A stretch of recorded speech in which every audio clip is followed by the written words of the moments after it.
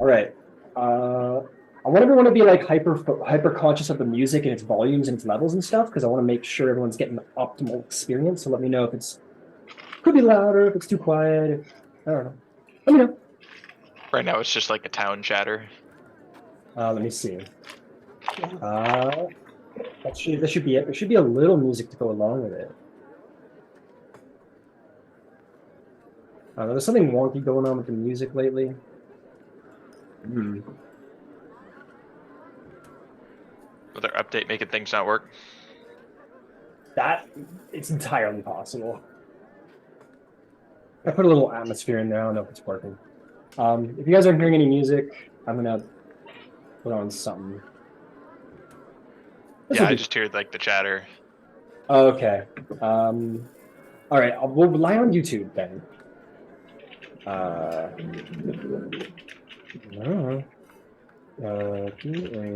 and you get this whole music track. None of it works.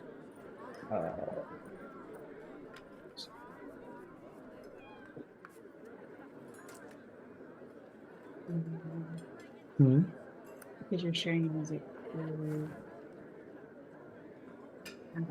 Yeah, it's the same system. It could be, but it's the same system, so I don't know.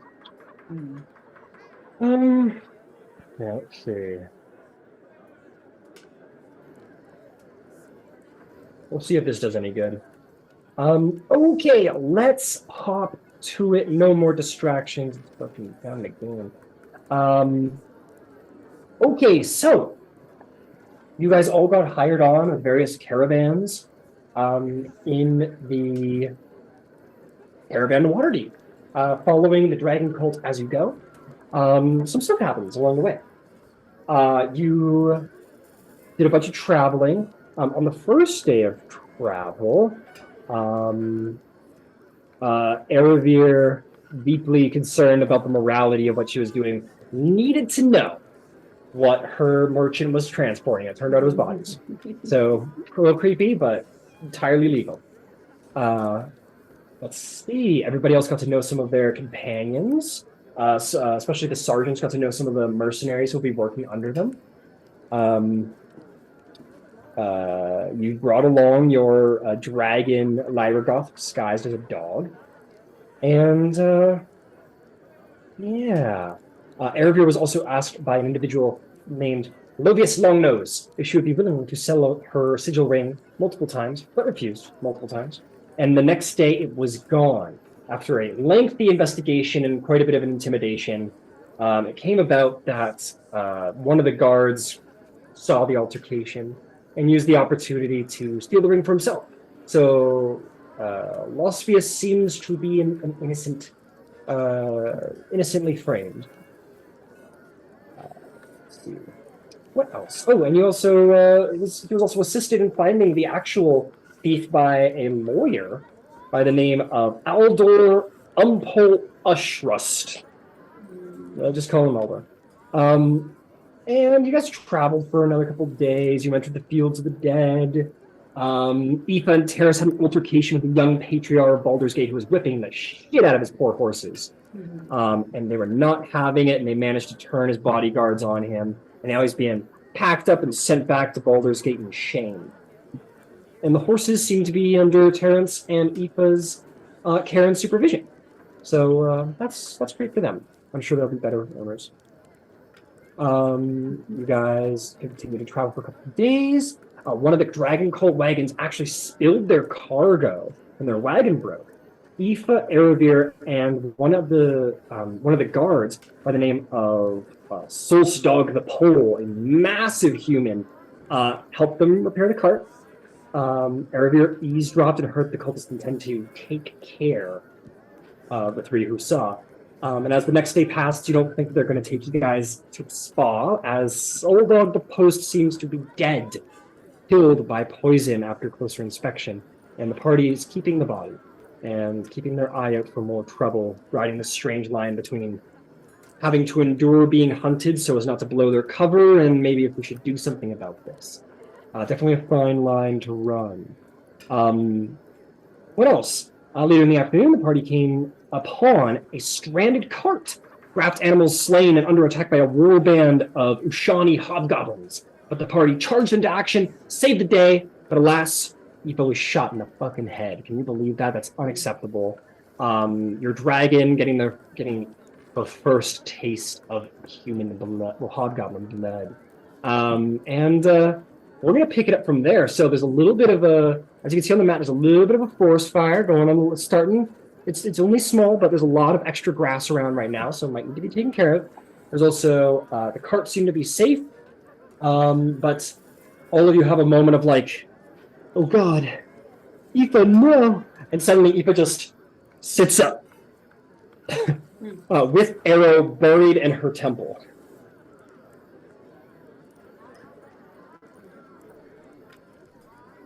Above Yes. the table.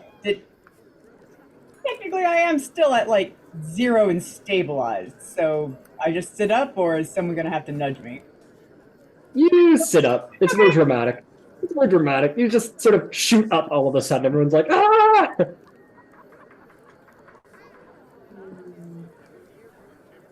I'll run over and do a medicine check. A terror? I don't know. I don't know if we take it out or leave it in. I don't know if we take it out. Well, we can't just let. Well, do we have like clippers? We can at least cut it close. It's gonna catch on to something. Shit. Sorry, language. Like, does someone have some clippers or something? We just need to. I don't. I think I have a small knife. I feel like we need to pray on this. I've got a dagger. I'll leave a couple inches if we have to pull it out, but right now it's not like actively bleeding. I assume. Make a medicine check. Okay, fine. I'm medicine. I am the medicine. I am the medicine man. Okay, I am a 7. Nice. Yeah, dude. Typically, when like projectiles make it past the skull layer into the brain, like that's it. That's game over. I don't think you've ever heard of someone surviving like a direct shot to the head, and you're in complete unknown territory here. You don't know if you're gonna hurt or help or what to do. Okay, I'm definitely not going to take it out, but I am gonna cut the tail off of the arrow. Okay. You grab a hold of it. As carefully as I can. Make me a sleight of hand check. Okay. Like a surgeon. This won't hurt at all. I'm standing there with them. Can I help? Natural 18. Oh, never mind. There we go. for an 18. Yeah, everyone's there like, oh fuck.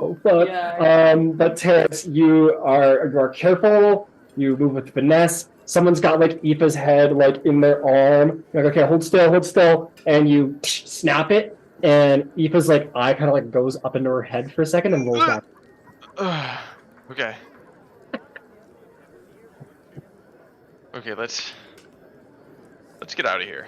Well, I'll turn back around to the thick forest that has just appeared in the middle of the road, and we're probably gonna have to. I'll take some time to clear this, so we can move in the morning. If you guys want to go back to camp.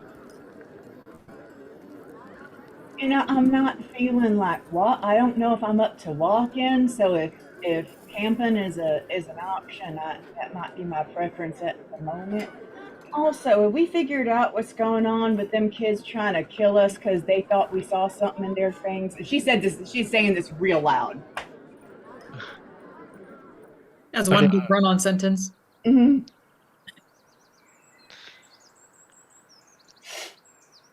You know, I don't know if we've learned anything new. Where the hell are they? The ones that were around the cart. The ones, I don't know. Someone heard them say they were trying to assassinate us. Can we just talk to them now? Because I ain't in the mood to be assassinated later.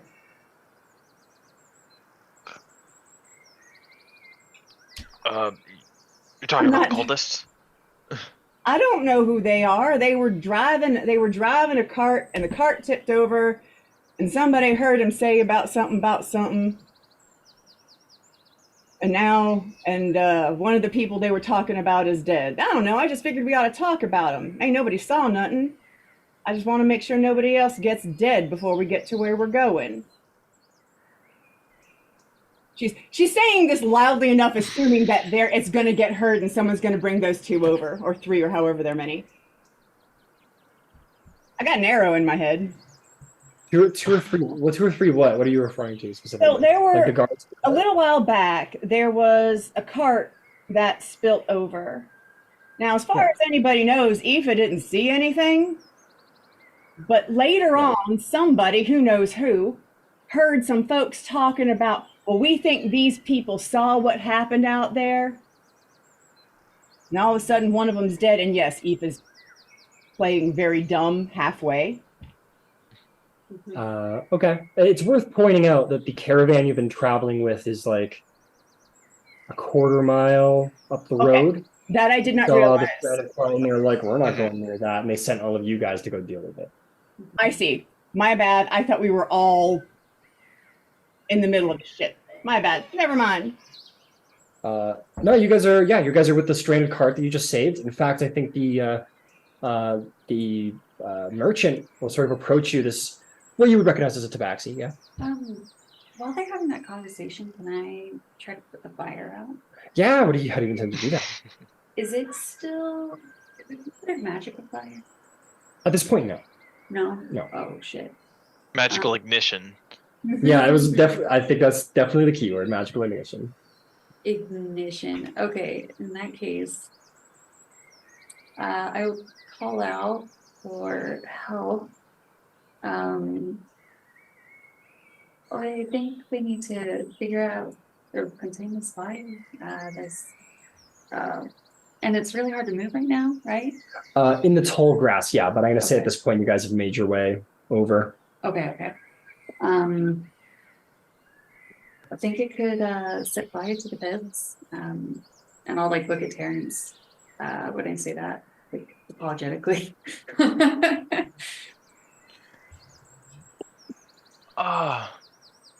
Yeah. We could stir the men to fetch water. That's the only idea. Let me see if I have anything. I'll say some of the guards note that, and the trader who's approached now, this sort of tabaxi-looking fellow, he goes, yes, do what she says. And the guards kind of just start running to the car and pulling out their travel supply of water, these massive buckets of water, and start taking buckets of water and handing them off. And I'll say Star and Ciela go and help out over there in the meantime. So yeah, they start working on containing the fire. It might take a minute, but it's working. Sweet. Okay. Cool. I might be able to contain the fire. That helps speed up the process. Yeah. Let me make sure this isn't going to be a bad idea. I appreciate that kind of forethought.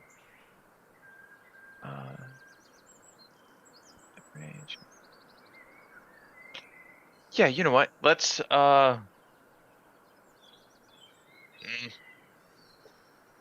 So I can conjure a wall of wind. Should I make it around the burning area so it doesn't spread and just burns itself out? I think that's quite a clever idea. And I'm quite impressed after seeing what you did with Aoife. Let's give it a go. Let's hope it works. All right, I'll cast a wall of wind. All right, Wall of Wind. I actually haven't seen this one in play before. It is Can I get her out though? No. a whale of strong wind rises from the ground at a point you choose within range. You can make the wall up to 50 feet long, 15 feet high, and 1 foot thick. You can shape the wall in any way you choose as long as it makes one continuous path along the ground. The wall lasts for the duration of 1 minute. concentration. Yeah. You hold your holy amulet. You think of Chantia, and ask for her blessing for this spell. And indeed, a wall of wind just comes alive.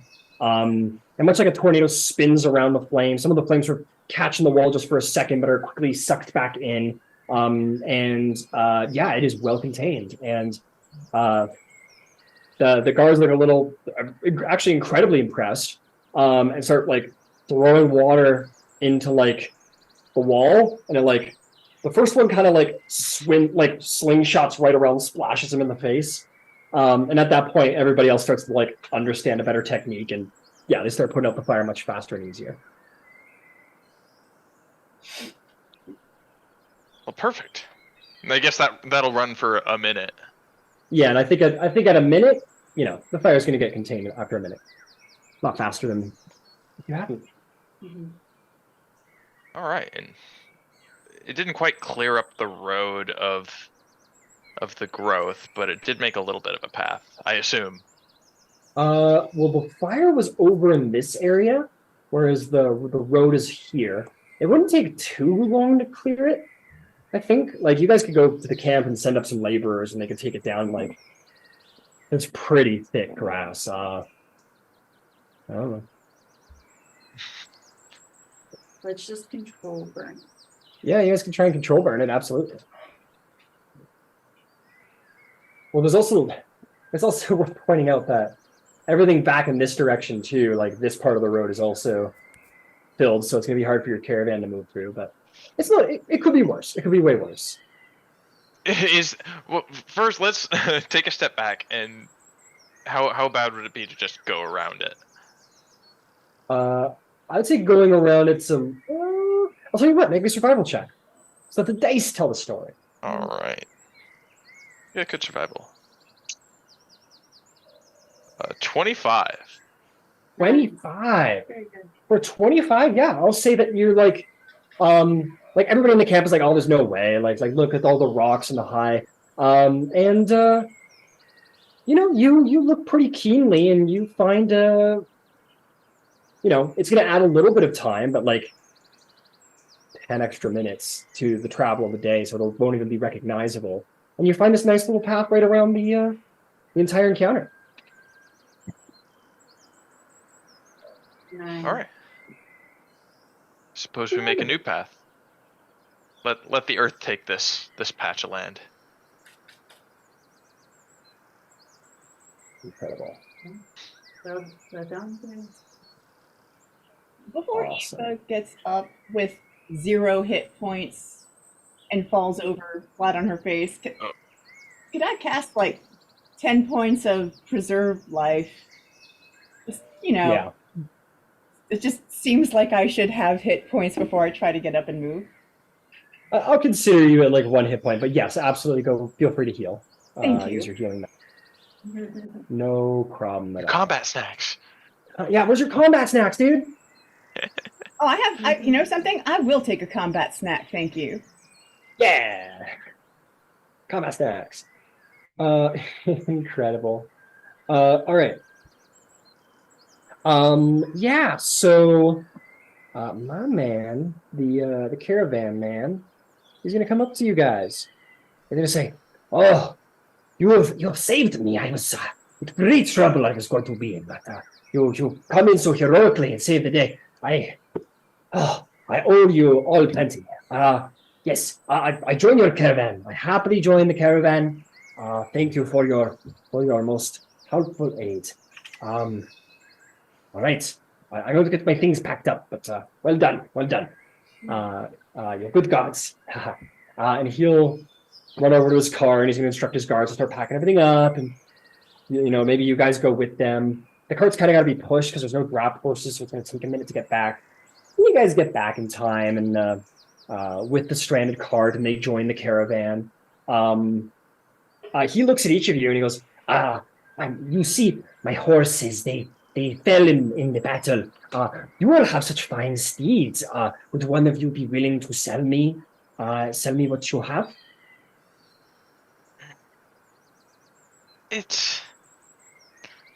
It's a bit early for the ones we saved. Yeah. Well, it's only been like what, a day? Yeah. Yeah, I think it's been like a day or two. No, actually, we're getting on. It was it happened on day 4, and we're on like day 10. I'd say they're getting pretty well recovered by now if you guys have been feeding them properly. Yeah. No, I would say they were just about out of exhaustion. All right. I don't have a problem lending you guys my rescue horse. Because didn't me and Aoife take one each? Am I remembering that right? Yeah. Oh, I'd be happy to purchase both. I'd be more than happy. I have the money to purchase them. Need 2 for the carts. If I may, Of I'm happy course. to let you care for the horse until we get where we're going. And if you care for it well, I'll allow you to buy it.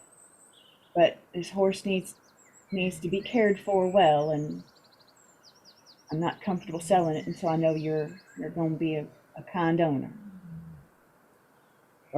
Maybe a persuasion check. See if he's interested in that deal. And I detect thoughts after she asks Yeah, that question. I don't even need your money. Save your money. Give it to the horse. Oh, okay. I think it's going to be it's just 14. 14. He so you do that. 14. You read his mind. Sort of in the background, you do a little magic-y spell. And he's thinking like, oh, excellent, Magna. Perfect. This will be a fine deal. And he says that. He goes, oh, excellent. Yes. Yes, I pay for their feed. And I pay for their upkeep. And when we get to where we're going, I'll be happy to purchase them from you. You'll see. I respect my beasts. That's all I ask. And your brain is like, I mean, sure, I guess I kind of respect them. I don't know. Do I get the sense they're gonna have a good life? You think they're going to have the life of any old draft creature. You don't think he's going to be like scritching them and like obsessing over them and doing their hair. You get the sense that he's like, okay, I need these to pull my cart. Like, yeah, I'll treat them well because I need them to pull my cart. You don't get the sense that he's going to be like the last guy. Yeah. Yeah. Sweet. Yeah. It was important. Yeah. You guys get back there. There's a little bit of an operation that happens where Terrence sort of helps do a little pathfinding, get everybody around the overgrowth out there. And Aoife, maybe you hook up this new guy with your horses. He says, oh, thank you so much. And he saddles them all up. And this guy joins your caravan. And he's going to join the caravan for the duration of for a while. He might leave after a certain time, and we'll randomly decide when that is. Do we know this what he's getting? Yeah, you would see. Oh, let me see here. He's not I'd particularly. assume they were already part of it. No. This is just like another caravan that you guys came upon. Not a caravan, but another cart that you found on the road. Another trader. But he joins the caravan. He is hauling fine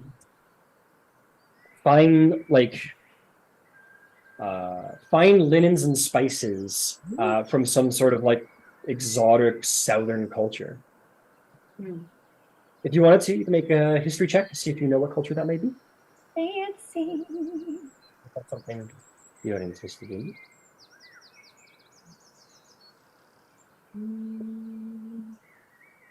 You said history? History, that's right. 22. 22. This comes from a place known as Port Nianzaru in the peninsula of Chult. It is not the most prosperous place in the world, but they have a very distinct and unique culture from where they come from. Beautiful finery and spices from the deep tropical jungle. And he seems to be trying to cart some of those to Waterdeep.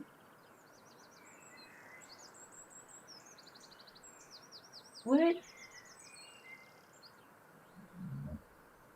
Okay. Okay. All right. We find ourselves back at the caravan. You guys are the heroes of the day. Once more. Who's going to stop you guys? Nobody. Well, there was the the murder earlier this morning. The murder. That's All true. right. There was the murder. I really think we ought to pull them aside and suggest they follow the rules a little more closely. But I'm just not in the mood to be subtle after So if someone doesn't think that's a good idea, well, you might be smarter than me. Well, I feel like we need to catch him in the act. How do you catch someone poisoning someone, though? See what? Oh, never mind. I think I might, maybe. Mr. Dungeon Master, what kind of critters are around? What have I been seeing? What's been Creatures? around at nighttime? Just shouting into the sky. Like I said, above the table. I'm, like, I'm in the clouds, and I'm like, well, there's what kind of animals? What might Aoife be able to turn into that would look like just everything else that's been around? Like I assume a wolf someone would notice, but like at night would a bat or an owl be I got something fun. obvious? I've got something very fun for you. Okay. As you've been in this camp for a little while, and everybody's at least like has seen everybody. Like nobody's particularly too hidden. Everybody generally knows everybody's deal, not necessarily their secrets, but their deal. And there happens to be this one merchant, this female moon elf in the caravan, who is also happening to be carting exotic woods from the jungles of Chult for the master carpenters and cabinet makers of Waterdeep. But what is interesting about her is that her wagon, she's very exact about her wagons, especially despite her sort of prickly nature, she dotes on her animals, and she has a lot of them. She's got dogs, she's got cats, she's got different breeds of dogs, she's got birds, she's got horses. She loves her horses. So she's kind of prickly, but she loves her animals. So you could turn into one of her many pets if you wanted to, like a cat or a dog or something. I think that sounds like just the right kind of idea, and I will be doing that tonight. Fantastic. So yeah, I'll convey to my people. All right, I'll follow them tonight. I'll look like a critter. I'm lucky they won't notice me. That's not going to affect the arrow, is it? Actually, Oh shit.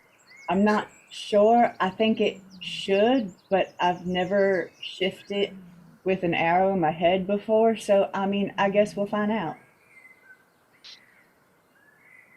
Nice. Funny character. No, I'm kidding. I would say, Aoife, you're pretty sure that you'll be okay, because per wild shaping, any equipment or anything you have on your person can shift into your person and kind of vanish into your person while you're in the next form. Or you can try and let it stay. So if you want to try and wild shape with the arrow in your head, you can. Okay. What I'm hoping is that when I wild shape, the arrow's just not going to be able to come along with me. That's what I was hoping for. Yeah. Morphs into your form, I believe, is the terminology used. Absolutely. Just trying to remember where you guys all were working in the caravan. Oh, yes, over here. Incredible. Ciela and I believe Star is working over here as well. I could be wrong. Oh no, that was. I think Star's in my caravan with. That's right. I got my characters mixed up. All right, there we're good. Lyrogoth is a dog again, per Ciela. Okay, so fantastic. Yeah, you guys can continue traveling. It's a little bit of a shorter travel day, but still works out just fine. No more troubles or occurrences on the road. Yeah, if you wanted to do a little scouting, you can go right ahead. Here, do we get a short rest before that? Yeah, you guys can all grab a short rest if you wish.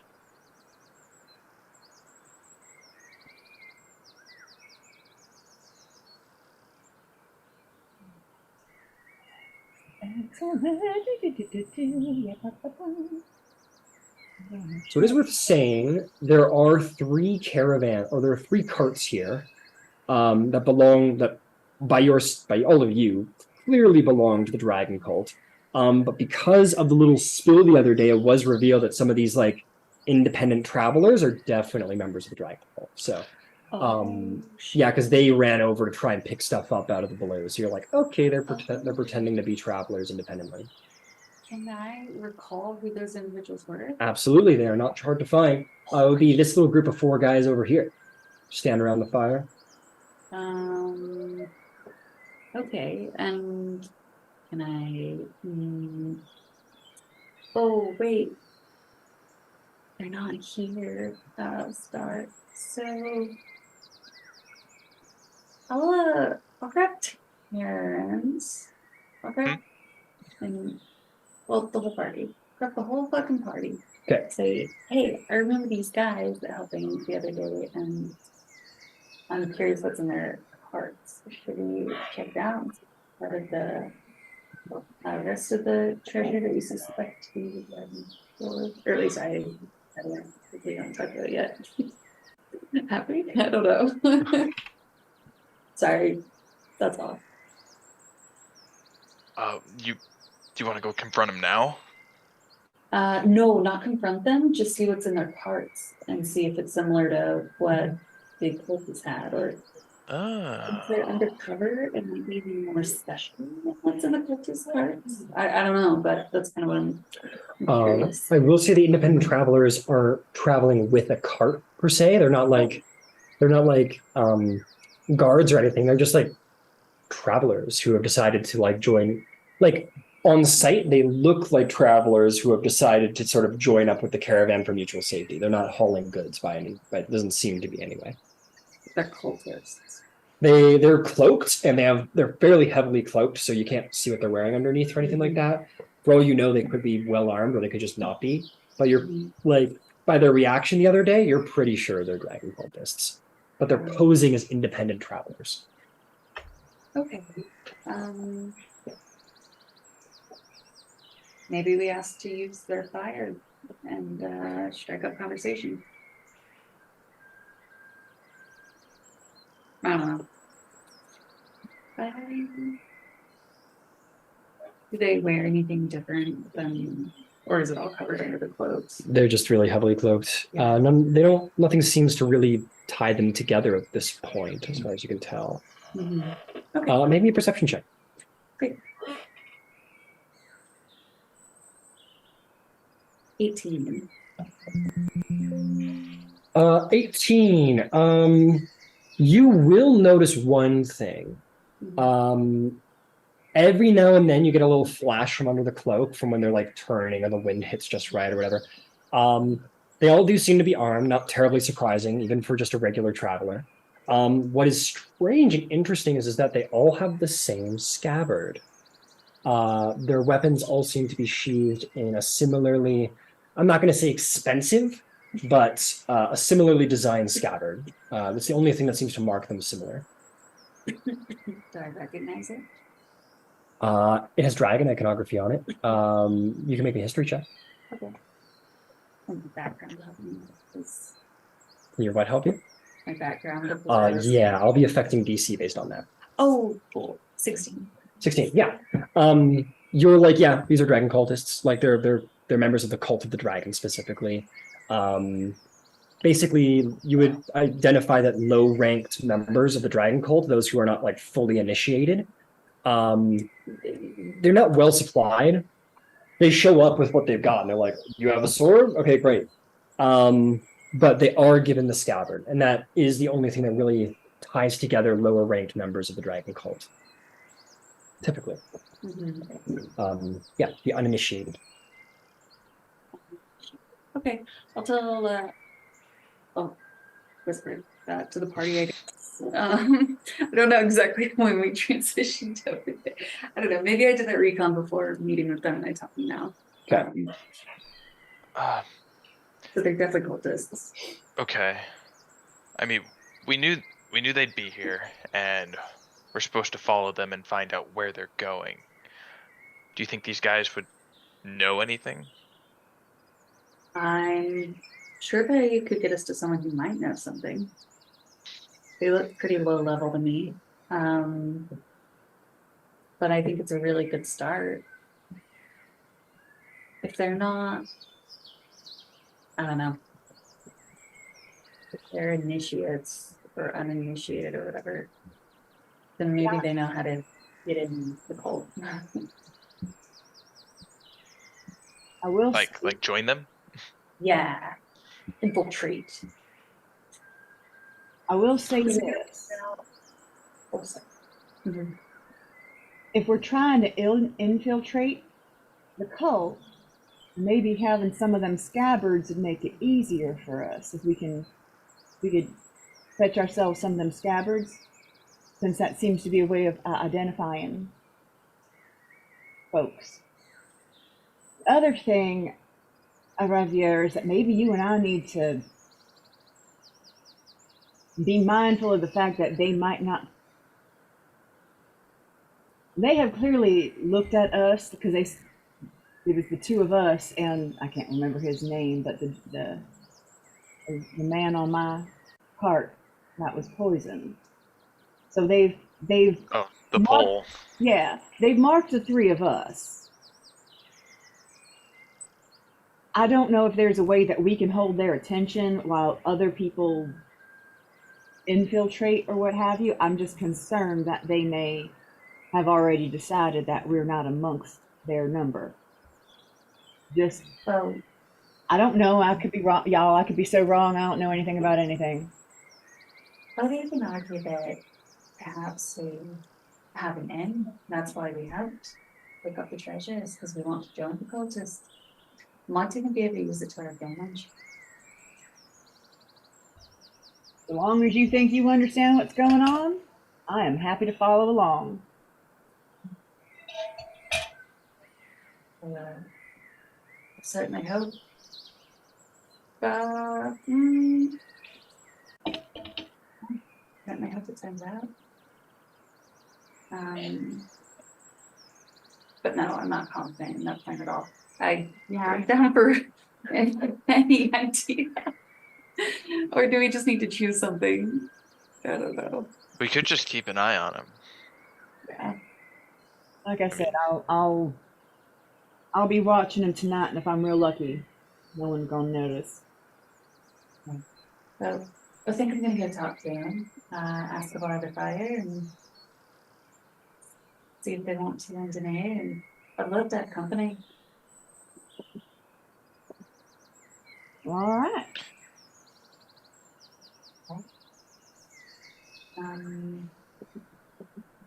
Cool. I guess that's what we'll do is head over to. Okay. I'm gonna bring my teapot. Okay. And some stew or whatever rations I have. I don't know. I'm gonna bring enough to share. Parents, did you cook for us one time? Define cook. Chef's tools or something like that. But no, I can't remember. I made an attempt at cooking. What was that on the ship? You remember if it was good or bad? Not great. I did, I believe, conjure some apples, but I don't have that prepared right now. Oh, no worries. Okay, so well, I'll just make up some stew, something hearty and tasty, and it's cold though, and I would like to approach and ask for the fire. So you're gonna cook them something? You're gonna bring 30 baked goods to the bank vault? Yeah. Cool. Just Literally that, man. I'm just kidding. I just joking. Okay. It's pre-cooked. And yeah, like I cooked it the night before, and now I'm bringing it over cold because I want to borrow their fire. That's like, man, yeah. Oh, that's your. Oh, you're Yeah, explaining so- you're in. Okay, I got you. But what about the truth of this food? How is it? Is it prepared like right now? Well, yeah, it's prepared, but it's cold. Okay. Why don't you roll me? Okay.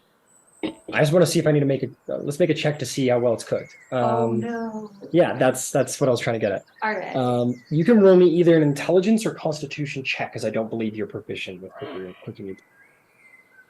No. I You am with pos- alchemist, of course. Oh, Sure, it's because it's a soup. It's God. it's technically a potion. My world famous chili. It's explosive. Very feeling. Potion of hunger reduction. Dragon's Breath chili from World of Warcraft. Yes, it is. We'll call it alchemy. I'm about that. So, sorry, what check? Flat constitution or intelligence, your choice. I want to be a soup mancer. 24, natural 19. Shit, you. What is this that you made? Stew. This is some of the best damn stew. You're not trained, so it's like your best effort at it, but you like, for the random bits of vegetables and whatnot you can find, you do manage to like put the right combo together. Yeah. And it's going to come out surprisingly tasty for someone who's not spent much time in the kitchen, apparently. Excellent. All right, so stew is made. You go over to these four guys who are just sort of leaning over their gruel. Very haunches up. And you're going over. Is anyone else going over? Yeah, this. I think this is a bad idea, but I'm gonna go. I will stay back with our cart because there are like someone's got to stay in mind the shop, so I'll do that while y'all. Okay, I'm gonna enhance ability for myself before I go number. Okay, what are you enhancing? The soup. Eagle Splendor. Right, got it. Hold on, can I upcast this? Okay. Third level enhance ability on strength. This one. All right, you guys are hella charisma. As you guys wandered over there, these guys are haunting over the stew. And you go to do your best to make some friends, apparently. We'll see how this goes. Here, should I zone of truth the soup? The soup? Good. Do you think that's a good idea? Or will that blow our cover? Oh. The truth of the soup? Is that what you said? Sorry? Should I zone of truth the soup? I don't get it. I'm sorry. I think he's asking if he wants to cast if he should cast a zone of truth. Oh, a zone of truth. I'm just worried it might blow our cover. They will be aware that I believe that's the stipulation of the spells is like you are aware that it's going on if you fail. Well, I think we should have it later than let's just see what we can figure out about them first. Okay. Yeah. All right. Maybe if we get one of them isolated, then we can. Yeah, that's a good idea. All right then. Well, she'll like put on her biggest winning smile and kind of walk up to the fire and say, well, there, gentlemen, I noticed you have this beautiful fire going, and I was hoping to boil it with a bit of stew. There's some of it in it for you if you if that's all right for you, and that's it. Make a persuasion check at advantage. You definitely get some like side eye looks of like fuck off, but maybe the magic will help. 20. They kind of like look at each other. It's really hard to discern like what they're actually like saying to each other silently as they look at each other, especially from under their. Yes, sure, go ahead. You tell me there's a funny look going on. There's something I can't. No. I don't know immediately. Okay, 14.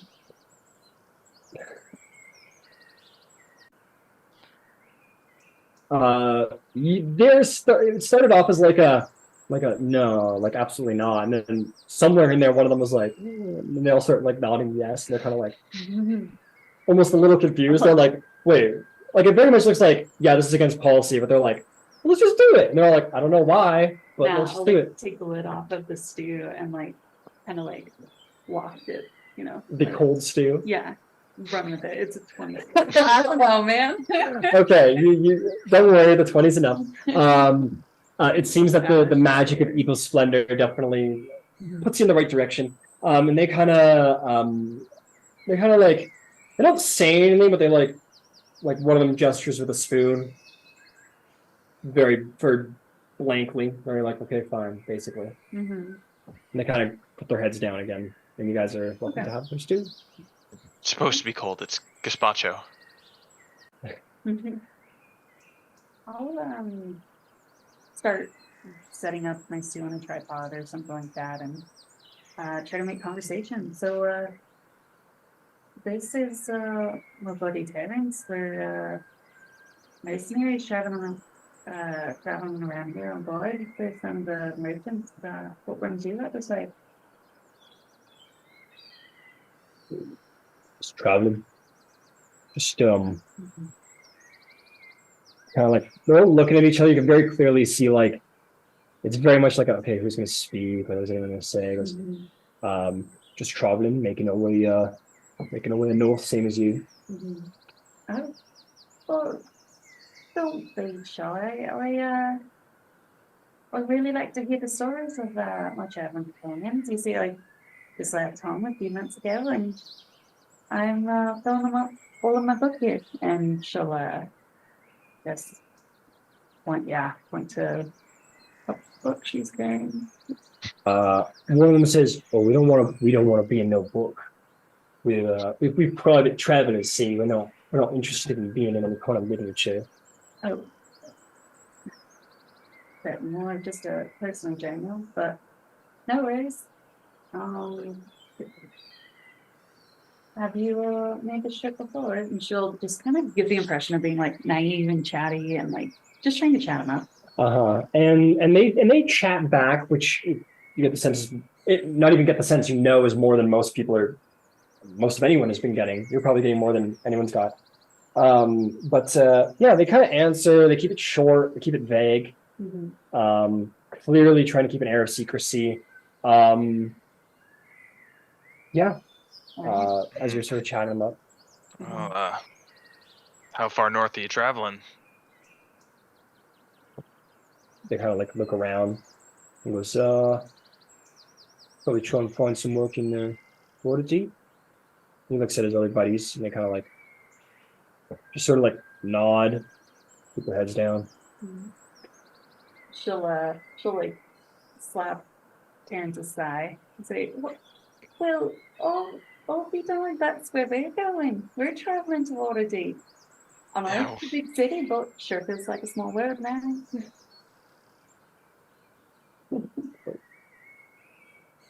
Yup. That's so where this caravan's headed, ain't it? Yep. Certainly. Well, the stew's on, and I'll need you to bring plenty to share. Would you like some? It's my great grandmother's recipe.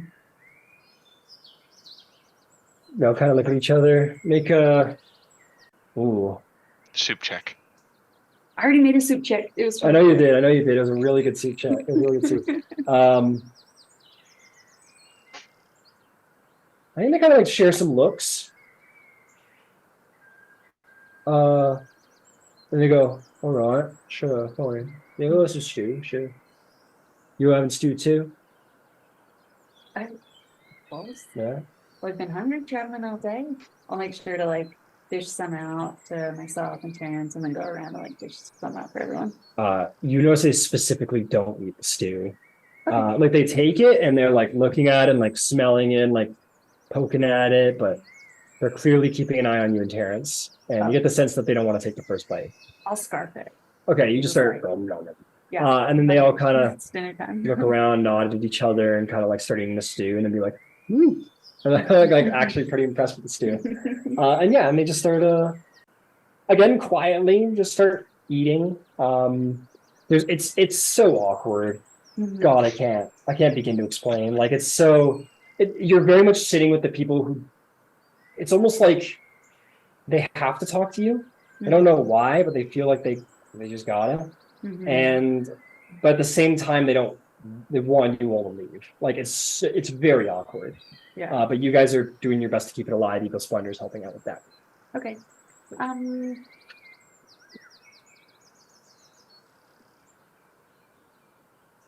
Yeah, sweet. Okay. Well, can I drop enhance ability and throw up? You're gonna cast a spell in front of them? Well, let's see. It is a no, I did think about this. It's just the tech box, which is somatic and material. So I'm hoping I could like, since I'm like cooking and stuff, like be working with the fire and kind of like cloak that. I don't know. Does that make sense? So it's material. To M? Yep. What's the Yeah. material? Well, I cast with my Your wand? I think I have a crystal this time. A crystal, okay. Make me a stealth check to Yeah. cast a spell without letting anybody know.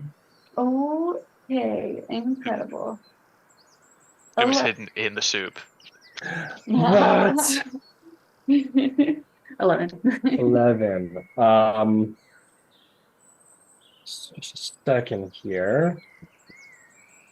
I got their stat blocks. Yeah,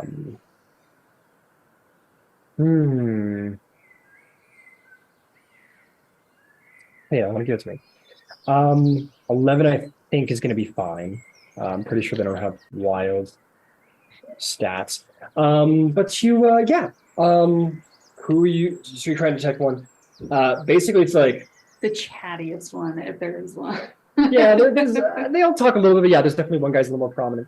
And it's like, this dude's pretty good. Okay, knowledge. What you do? Well, I didn't quite catch your name. What was it? It's- Like, Oh, my name's Rick. Rick. Tech box. He says my name is not Rick. No, he doesn't think his name. He goes, no, he goes like, oh shit, I gotta give him a fake name. Rick. Yeah, that's it. And then he says Rick.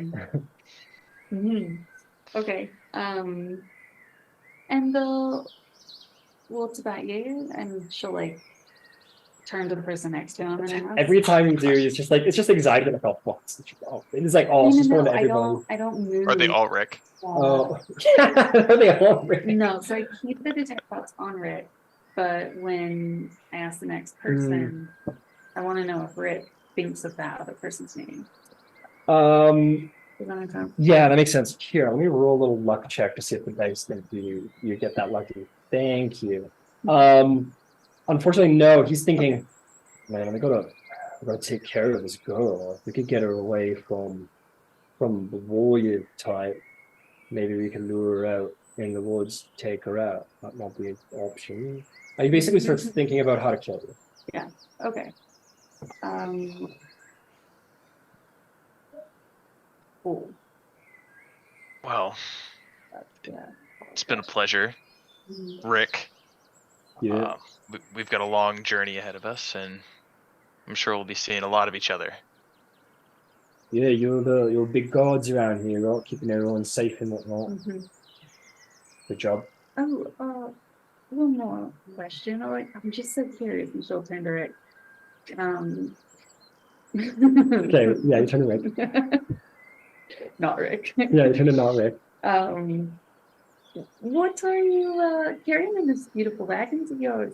We don't have a wagon, and we are just independent travelers. That's right. Okay, sorry. I'm a dipshit.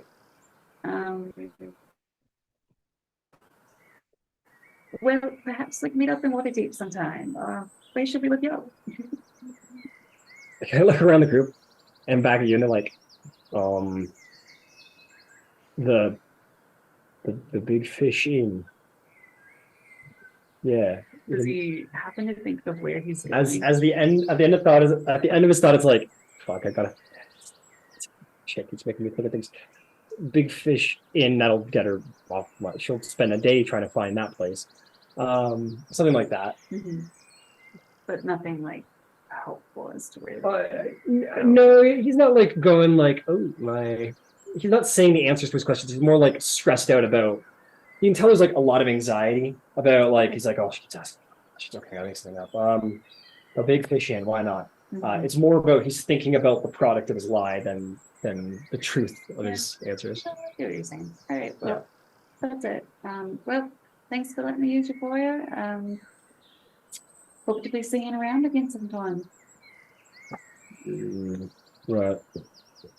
And they kind of just their heads down very unceremoniously, very uninvitingly. Okay. Okay, cool. You guys head out. Yeah. Yeah. Well, slowly, I suppose that wasn't super helpful. Pretty sure they're gonna kill me tonight, though.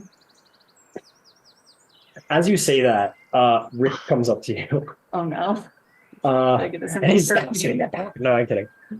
He goes, "Oh, what was your name again?" It's Eridu. Right. Listen, me and the mates, we're gonna go do some hunting later this evening, and we've heard about your, I mean, you got the sword and everything. Maybe you might come keep us company. Oh, you want me to go hunting with you? Well, you're an elf, and elves are supposed to be excellent hunters and have good sight and such. Mm-hmm. So maybe, I don't know, you come help us get some meat for the wagons. For the next stew. Right, for the next stew. That's Yeah. it. I knew I was going on to you guys. Oh, well, tell you what, if you want to come, go ahead. Just want to keep it between us. You don't want anyone to get too. I mean, we just want to make it a little bit of a surprise, right? Oh, a surprise in the dark woods all alone with my new friends. It sounds like a grand old time. I'd be happy to meet you there. All right, I'll see you there. I mean, perfect. Love that. Love that for me.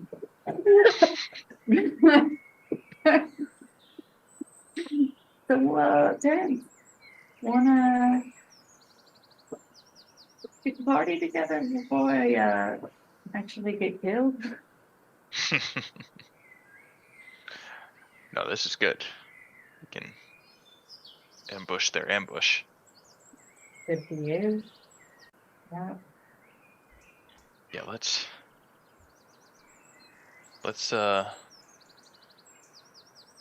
gather up everybody else. Mm-hmm. Above the table, I have a question. Wait, let me know. Okay. So we're currently playing under the auspices that our other two people are with us. So like if we made a plan that Star and I would stealth behind them. Like I'm gonna say, with you playing Star, obviously. Can we do that? yeah, I'm gonna say, yeah, I'm gonna say, like, because they're not here, any like amounts of ability that you contribute to whatever you're doing should be minimal. Okay. Like, definitely not the key to any of your plans, because they're not here to do that, right? Yeah. Hey, that's fine. We don't need them. We got Orvustia and Tidget.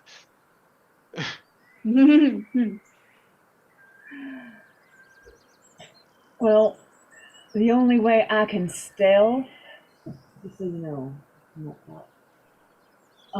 The only way I am going to be able to stealth is if I am not, you know, me. It's hard to hide all this in the best of circumstances. All 7 foot of me. But I can turn into something that's smaller and quieter.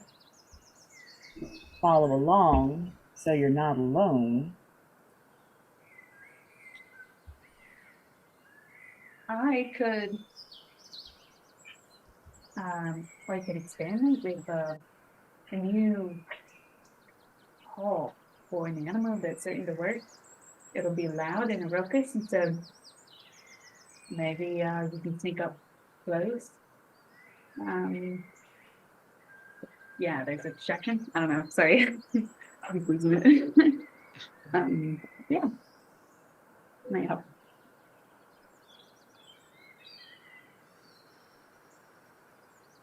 Okay. What? I just would like to remind the party, because I do want to start doing this at the beginning. I don't think I did. As a reminder, your objective for this travel is to follow the dragon cultists to where their den is.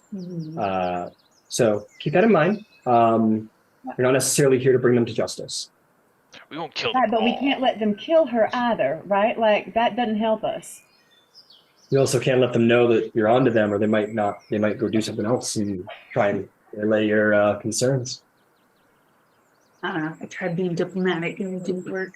No, they're not here to be diplomatic. They're here to transport a staggering amount of gold to somewhere. Yeah. I think as long as we keep one alive, we'll be able to get some information out of him. I doubt these are the only cultists here.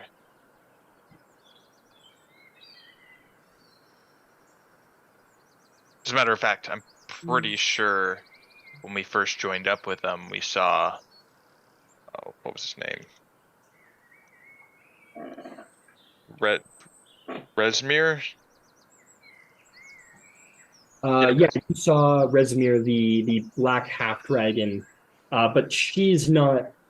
I believe one of you got information that Resimir ended up traveling ahead. Traveling ahead of this caravan. So Resimir is like a ways up the road. Okay.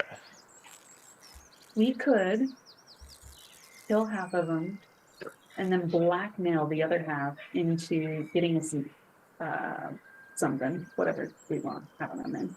That's as far as I can go. What if an accident happened?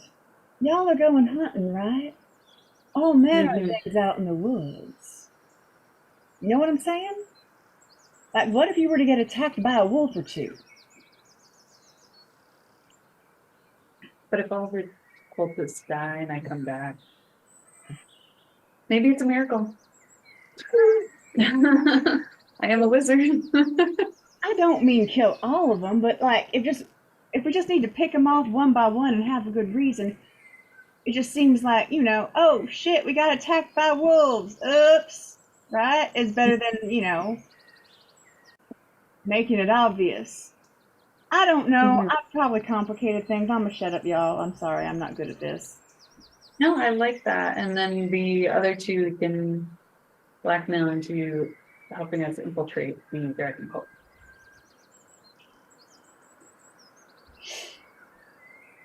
Or we could just, like, take their cloaks and scabbards. Didn't you think they'd recognize them? Do they have, like, masks? No, they're not traveling with masks on now. They just have cloaks. The scabbards they happen to have been seen by Erebir. They're just cloaked people. Wow. They're Well, I also could be a cloaked quite person. close to one another they're not like, they seem to be traveling in groups. Like they know each other.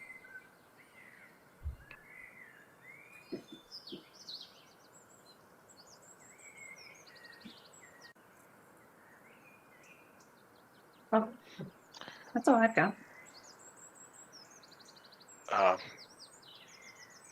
I think we should definitely, like, try and get the jump on them. Oh, Did they say when they were going out? Yeah, date, time, place, everything. Yeah. But what do we do with them once we get the jump on? I guess that's kind of what we're trying to figure out. But yeah, I'd rather not. Knock them out, tie them to a tree.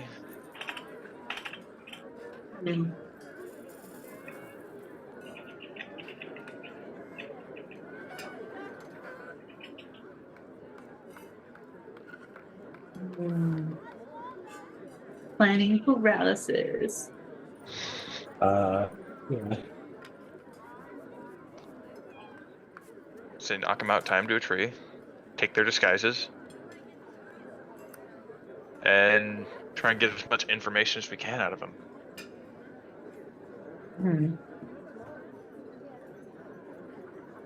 Do I think that we can replace these individuals? You said they weren't very important. Make an insight check. Certainly seen dozens, if not hundreds, of these people. 10. You guys know, maybe not all, but most. You know where the carts are. You know who these guys are. They all seem to be sticking pretty close together, and they're being pretty. Yeah, they're sticking close together. They're being pretty shade clustered. You get the sense that the chances are like everybody who's here probably knows, like all the dragon cultists present probably know every other dragon cultist. You don't know if this isn't like the camp where you guys all infiltrated, where there was like hundreds and hundreds and hundreds of people. This is like the caravan itself isn't that big, and only a fraction of it is the cultists. Like, you're pretty sure they all know each other. The chances of you, like, especially after all of your heroics, like Terrence and Aravir and Shroud, all of you like going out and saving the day and wandering around the camp as guards. They'd be pretty suspicious if you guys suddenly threw on some cloaks and daggers and were like, haha, we're one of you now. Not to mention your employers would be curious as to what you're doing. My goth face. Yeah, they're like, why are you pretending to you're my bodyguard? Why are you over here? So there's a couple of factors why you think they might not. Okay. All right. That's fair. So maybe it's not a great idea to kill them, but damn it, we can't let them kill us either. You know, that's a thing. Like we can't let them kill us. That's important. I'd say. We gotta somehow not let them kill us and not kill them. Make me Or an at insight least- check, Aoife. What am I rolling? Or like you said, at least make their death look like an accident. Insight or investigation, I'll give you either. Oh, I would like insight, please, because that is better for me. Let me check I need to check my stats here. All right, so that was an 11 on the dice, plus 6 is a 17. 17. You recall the warrior who came to your circle so long ago and maybe sparked the interest that you have now in adventure in the wider world. And he was very much a warrior. Very much one who understood not only nature, but how to defend it. And he said something to you once. He said, sometimes there's a time to attack, and sometimes there's a time to defend, so that you may strike truer and better later. So you think that, and you're quite right, you can't let them kill you, but maybe the best thing to do in this situation is to play defense rather than offense, as they're trying to follow them somewhere. Y'all, I was thinking about my mentors. Ranger named Delenn. He's a friend of my clan. He introduced me to the man who taught me about Sylvana. Anyway, I think maybe we should play defense instead of trying to kill someone right now. If we can't for sure make it natural,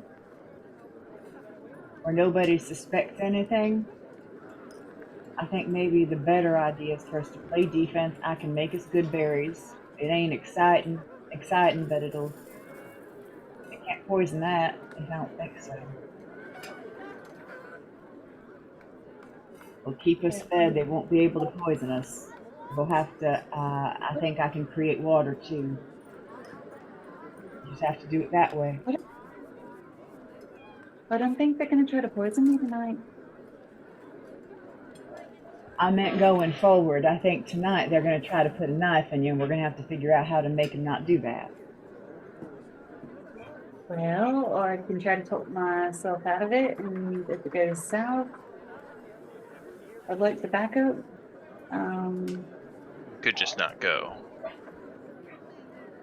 Well, we're gonna have to reset. Yeah, we could not go. I don't know what we should do, guys.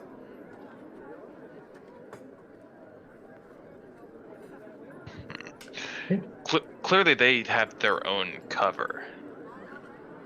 So I think, as long as we stay on our toes and stay in the caravan, they're not going to do anything openly in front of all the merchants.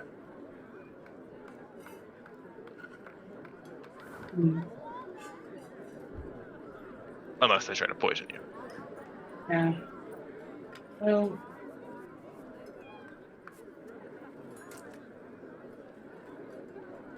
Mhm. It is worth pointing out that several of you are sergeants here at the caravans, which means that you guys have quite a few forces at your service here. If there was some sort of coup, you guys would probably be able to quell it with your guards. That being said, you may have that sort of power of law here, but also, people will turn on you if you accuse someone and they don't believe that you're right. So, point being is that, yeah, you guys have like the power of presence in this camp. You guys are guards. You guys are sergeants. You guys command the guard here. So, attacking you guys is pretty fucking dangerous. Just even like socially speaking, out in the open. One thing to kill you in private, it's another thing to kill you in front of a small army of guards. Actually, that is something to think about. Maybe you shouldn't be leaving. Maybe your employer would object to his bodyguard taking off. You know what I'm saying? I could be wrong. I think it's a good idea. I'll just tell him that.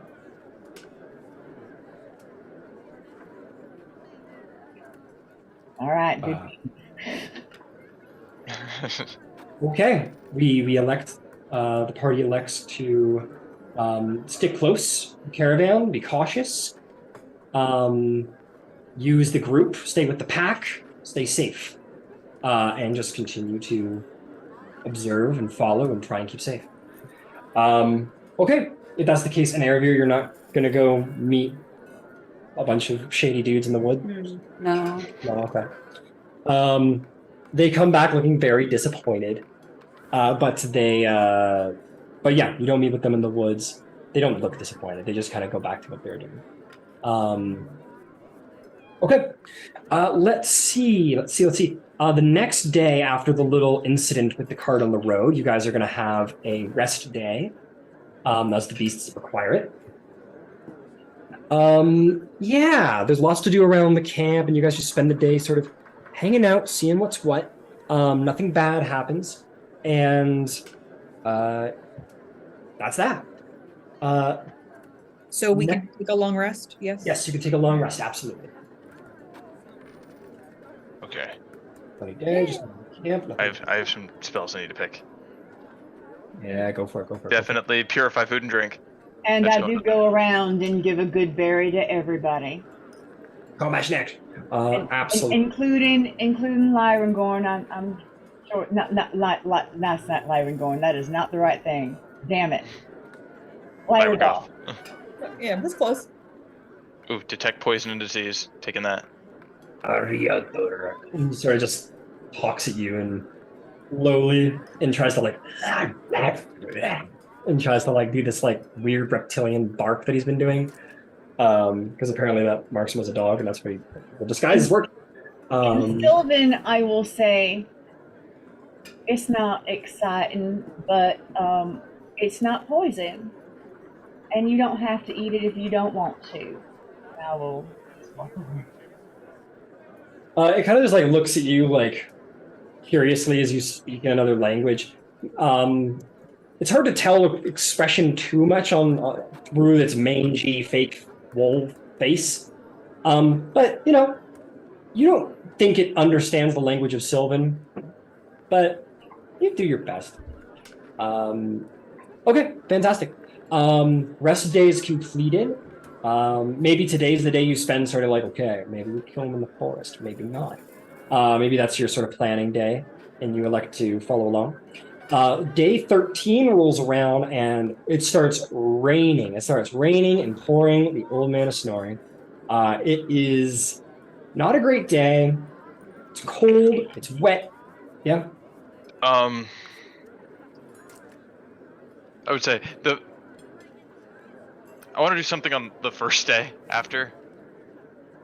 Yeah, sure. During the rest day. Yeah. I'll I still have the pole um blanketed Yeah, up and thrown over my horse. I'm gonna gentle repost him. got it. The smell goes away, and aren't you glad? As there was a lot of flies collecting on the back of your horse. Okay, good. That's one thing. And to the second thing I want to do is I'll wait until the night and then go out into the woods and cast Speak with Dead. Okay. Okay. You do the thing in Baldur's Gate where there's the symbols and his body rises into the air. And though the soul is gone, an impression of that person remains and regards you lifelessly. Okay, what? Guess I only really had one question. What was the last thing you ate or drank? I had the stew. The what? The stew. That's 2 questions. Ah, gotcha. Okay. So there's more stew. I don't know. I'm dead. Okay. I was handed the stew by one of those kind fellows. We helped with the wagon. Yeah, we figured enough. Do you have any loved ones? Duh. Yes. Way, way far away lands to the north. Where? My tribe is in my homeland, the place known as Shar. And he returns to the dead once more. His body can no longer serve for any more purpose than for it to be dead. Okay, that's okay. Oh, I guess I'll keep him with me. You can. Oh, yeah. Make me, if you want to, you can make a history check to know where Shar is. Sure. That is a 2 plus 5, 7. 7. You have no idea where this place is. It's it could be here, could be there, could be anywhere. I mean, it's got to be north. He wouldn't lie to me. I actually am going to change and say the south because I just kind of spoke out my ass. I was like, it's either to north or south. I'm going to flip the coin. But no, he would say like to the south of Faerun is what he would have said. Oh. Okay, that might be a little bit tougher. Yeah. We're kind of going the opposite direction, but that's fine. I'm sure I'll figure something out. Okay. All right. This harsh, rainy day does come on day 13. And you travel and slog through the mud. Your horses are annoyed. The train moves slowly. And by the end of the night, you guys, blessed be, find yourselves at one of the many roadside inns meant for caravans and such. And you guys may have stayed in a place like this here and there, paid for by your merchant. And as they come outside of this tavern, your various employers will tell you, like, yes, go find rooms. I'll see if there's room in the inn tonight for the caravans, and we'll sort of send you all off to go to the inn and see if there's any room to be had.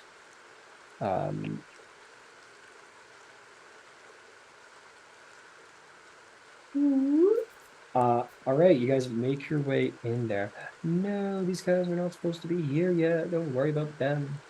Incredible. You guys make your way into the inn.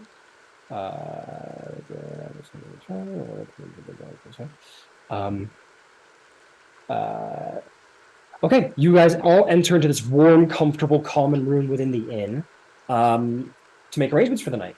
Who wishes to speak to the innkeeper?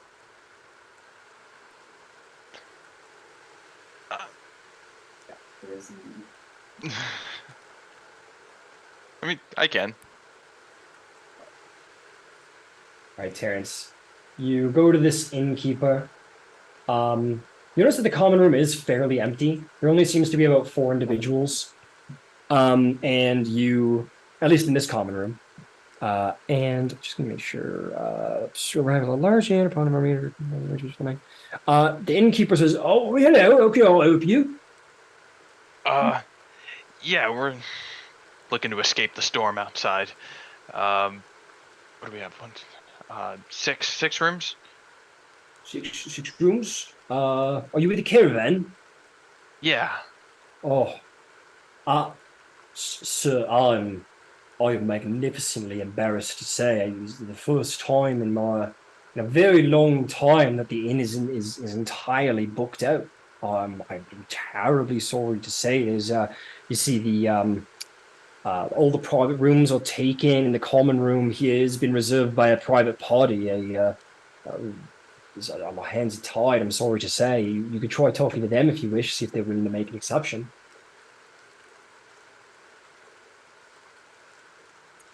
Talking to the private party?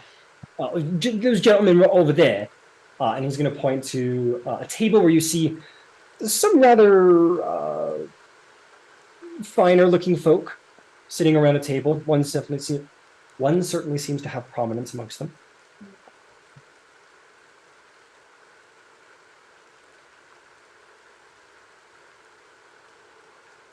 I get the sense that he's telling the truth that it is, but Make an insight check. 16. 16. Yeah, you absolutely get the sense he's very embarrassed, especially considering like the place is fairly empty. So it's he feels like an asshole for being like, I can't. I'm sorry, because there looks to be plenty of room, and in fact there is, but it is all paid for. So he's like, oh, I'm so sorry. Yeah, you get the sense that he's genuine.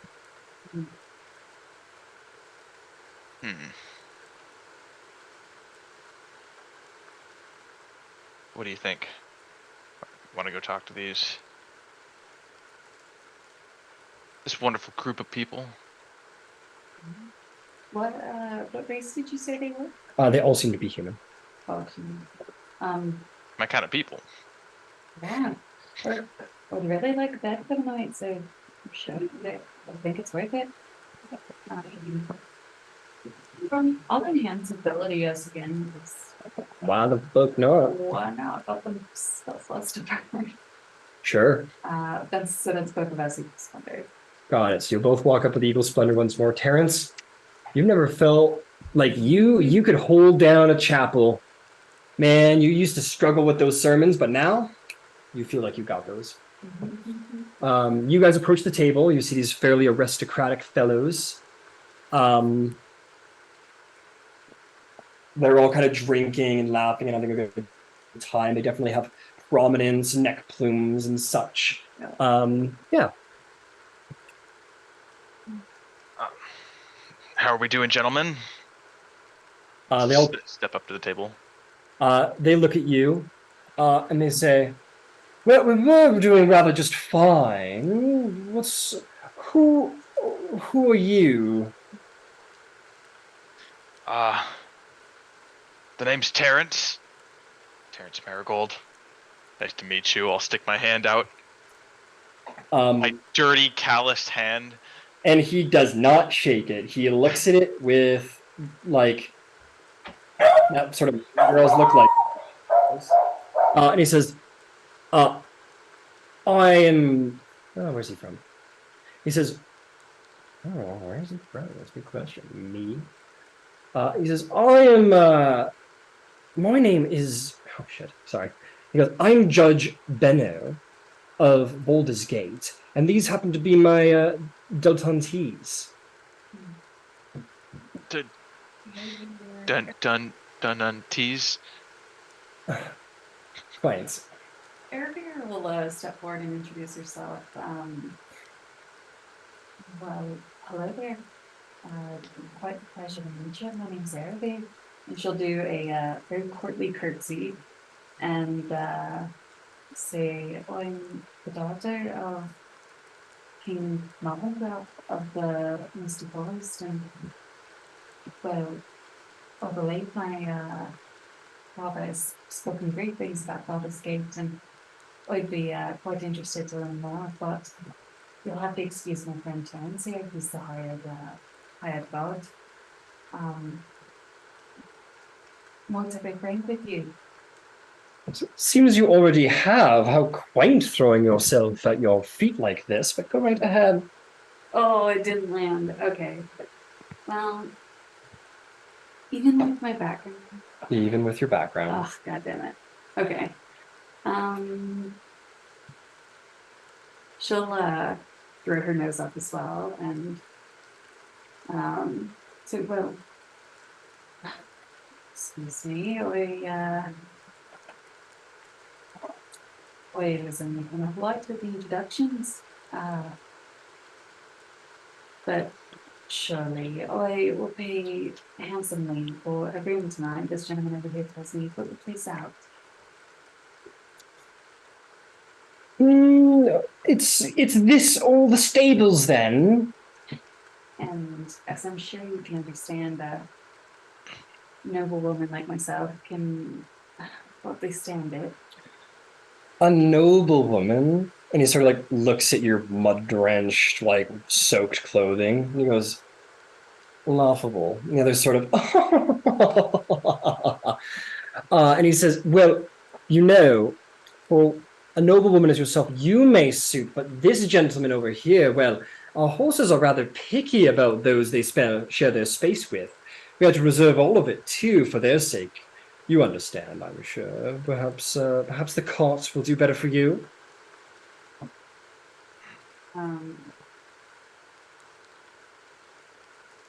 She'll roll her eyes and pull the scroll of pedigree from her pouch and put it on the table and try to intimidate this individual.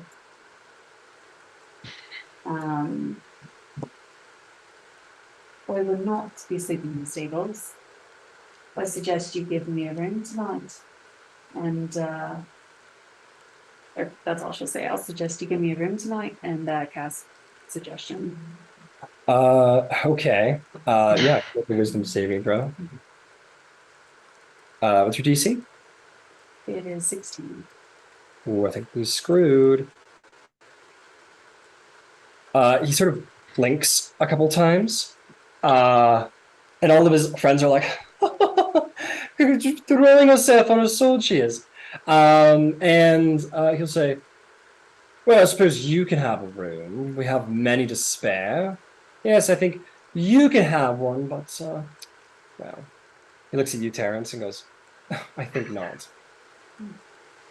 Well, you certainly wouldn't expect a lady to travel by herself now without any protection. I don't expect much of you, a courtly lady dressed in such ribbons. Well, I'll be taking that room then. Talk to the innkeeper, I suppose, if you must. Just leave us to our drink in good company. She'll take her scroll back and shrug at Terence and go get a room. Yeah, he like nods, and the others look a little surprised that he's letting that happen, but then they kind of like fall into line. He goes, well, Terence, was it? Sleep tight. Have a pleasant evening. Oh my god. I say, green, so last year. I'm not talking to anyone ever again, guys. Jesus. Oh, man. Other than through the power of magic, it seems that these individuals are far too amused and delighted with your suffering to be kind enough to lend a room. So, other than Aravir, whose merchant will go bodyguardless tonight. No, I'll bring my merchant with me. Oh, you let him. He goes, oh, oh no, wait. He's the silent guy. He's like, but he'll break into song. Like, splendid, pick the best god of them all. Got me a room, wonderful, wonderful. And he'll go upstairs and he'll jump into the bed. Best fucking guard ever. Best fucking guard ever. The only person in the entire caravan who got a place to sleep. But yes, they seem rather picky. They don't let you even to sleep in the stables, and it is a uncomfortable, miserable night with the horses that smell because they're unprotected from the rain. These people in the inn it's just the basest form of arrogance, and they don't seem to be influenced by any sort of reason or debate. As you guys settle up the next morning and get ready to get going, let's see. Yeah,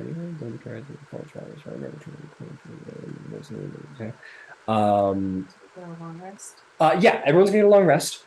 And as you guys all go to leave, including you, Aravir, they just kind of continue to hang around. They say, well, goodbye, have a lovely, I hope your sleep is all right. And they'll say it like from the windows and the front doors, like the fucking just shitty bullies. From if they're like hanging out the windows, I'm going to use thaumaturgy to slam the window shutter into their face. Absolutely. You snap as your caravan's going by and you have dark circles under your eyes, your bones hurt. He's like, bye-bye. What was it? Terrence? What a rustic name. And suddenly, and he like lets out like a little squeal as he like falls back, goes, my nose. And the rest all sort of wave goodbye. They're like, I hope you had a good sleep. Good afternoon. Hopefully the smell of fleas will leave you be. And they bully you guys all the way down the road as you leave that day, unfortunately. There's just some shady people, I'm sorry to say. But luckily, here on day 14, it's a little better. It's not as rainy, and you make your way down the road. I'm just going to assume the purified food and water and the guard and the checking the food and all of this is happening. Mm-hmm. Yeah. Okay. I have that prepared too. I've got purified food and drink. I've got detect poison and disease, and I also have create food and water just to be safe. Nice. Terrence everybody goes through Terrence to get food. He's the food man. Incredible. Yeah, so you guys have no fear of poison, and you expect as long as you stick together with the pack and you don't go wandering off alone, you'll probably be okay. Yeah, and you guys are going to travel for a couple of days, and there's not going to be much issue on the road as you travel. So that was day 14. 15 goes by just fine. 16 goes by just fine. You guys get to around day 17 as you're traveling up the road. You've been going for a while. The rain has ended. And you guys are going to come upon a very unusual sight. After about 2 days and nights of, last 2 days since the day 15, it's been raining heavily once more. Rain, lightning, strange whistling sounds on the wind. You all awaken on day 17 to see that the surrounding countryside, and I mean the entire countryside, is blanketed with fungus. Oh, yeah. It seems to grow everywhere, including on the road, as you all sort of get up out of your tents and whatnot. So what do you do? Seemingly out of nowhere. I wasn't here yesterday, to be clear. Can I detect poison and disease? I'll ritual cast it. Yeah, you ritual cast it. Doesn't seem to be poisoned nor diseased. Yes, Eva.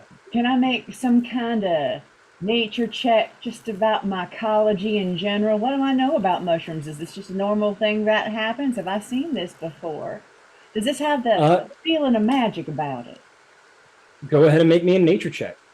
So this is just mushroom season. This happens every year. But it could Bush. be. All right, it's 15 on the dice. I think it's going to end up being a 16. I got to check.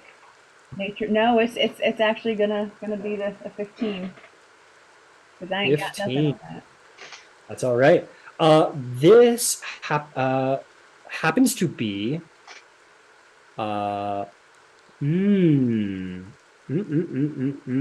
This happens to be a very rare form of very fast-growing fungus that has been dubbed fungus humungus.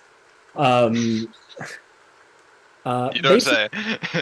No, you don't say. You happen to know that when any amount of pressure is applied to the mushroom, usually in the form of stepping on the mushrooms, they tend to emit a puff of black spores and elicit a cry that is very similar to a moaning of pain. This is the mushroom's natural defense mechanism. Despite the tiny shrieks, these tiny shrieks here, I'm going to give you some more here. So that's their defense mechanism. But due to the heavy rain, what the actual cause of fungus humungus is a race of fungal creatures known as mycelium.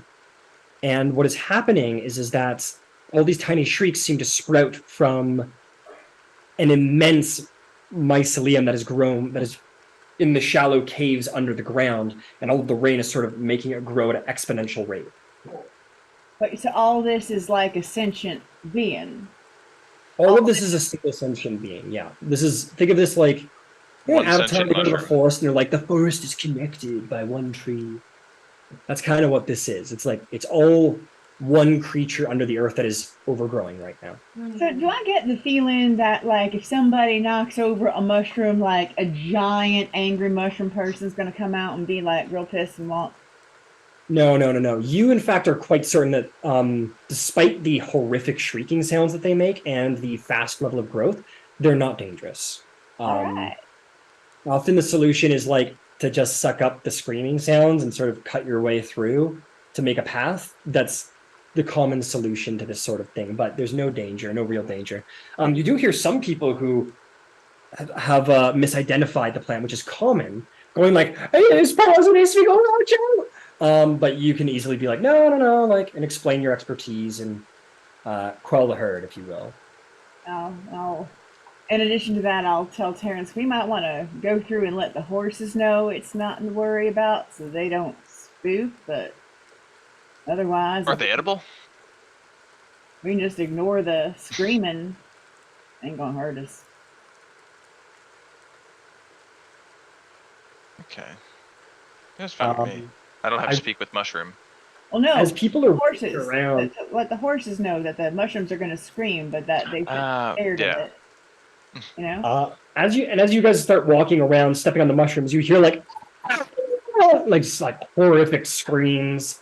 With every step, people are like freaking out. The black smoke's going out. People are freaking out that it's probably poisonous or worse. Every time one of those screams go off, the horses get completely startled. It's a shit show. Okay, I'll cast speak with animals and calm the horses down.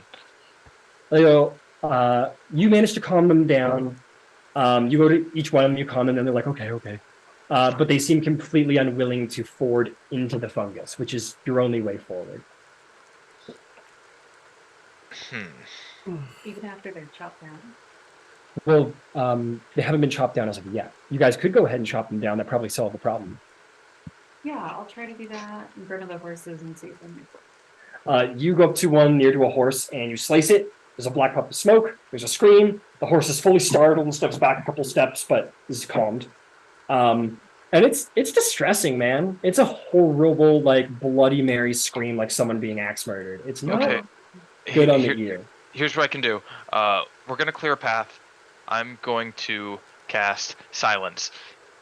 we're going to kill all the mushrooms in the silent bubble, and slowly make our way forward. Okay. Yeah, the merchants are like, we're not going forward until these things are cleared. They're just like, they've all come to a consensus. They're like, basically like go to work, go clear them out, then we'll move forward. But we won't do it while they're still existing. And I will say, I do say, you guys can see them growing on this wet soil.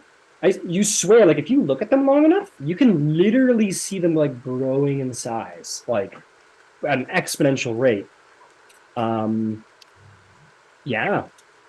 And after about an hour, they've grown to be about 6 inches tall. So if you want to start like doing a silence bubble, start carving away with scythes and axes and tree branches or heavy brooms, whatever, you can go right ahead. Yeah, I guess I'll cast the silence on myself. So Or- Beside, That's just the start bubble. It silent. doesn't travel, unfortunately. Oh no. and yeah, I got a sickle. That should be good for cutting down mushrooms. Mm-hmm. Going through stuff and Okay, you guys go to carving. This work is going to take some time. They after about an hour, they grow to be about 6. They grow to be about a foot tall, but they seem to stop growing at that point. And you can start carving them down a little bit easier at that point.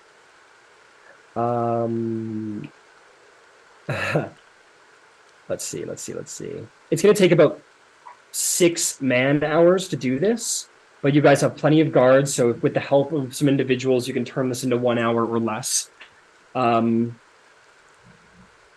need so who's going to be doing it? Who's carving away at the demo? Okay. I would. Yeah, all of you guys are going to help? Cool. Mhm. I need everyone to roll a con save, but because of the silence, I'm going to give everybody advantage.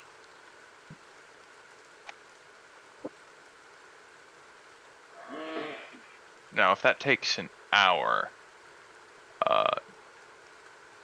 I've got 3 second-level spell slots, and each casting lasts 10 minutes. So I can cover 30 minutes with silence. Nice.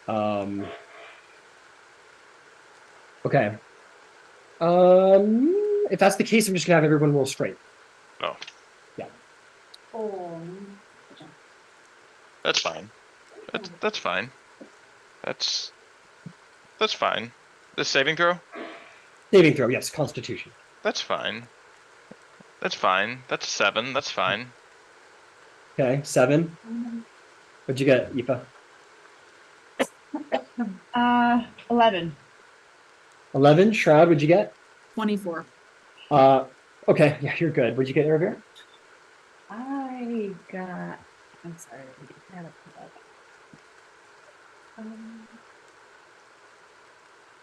Not very high. I got a 9. 9. So, sorry, Aoife, one more time, what'd you get? I got 11. 11. So, Aoife and Shroud, you guys are doing just fine.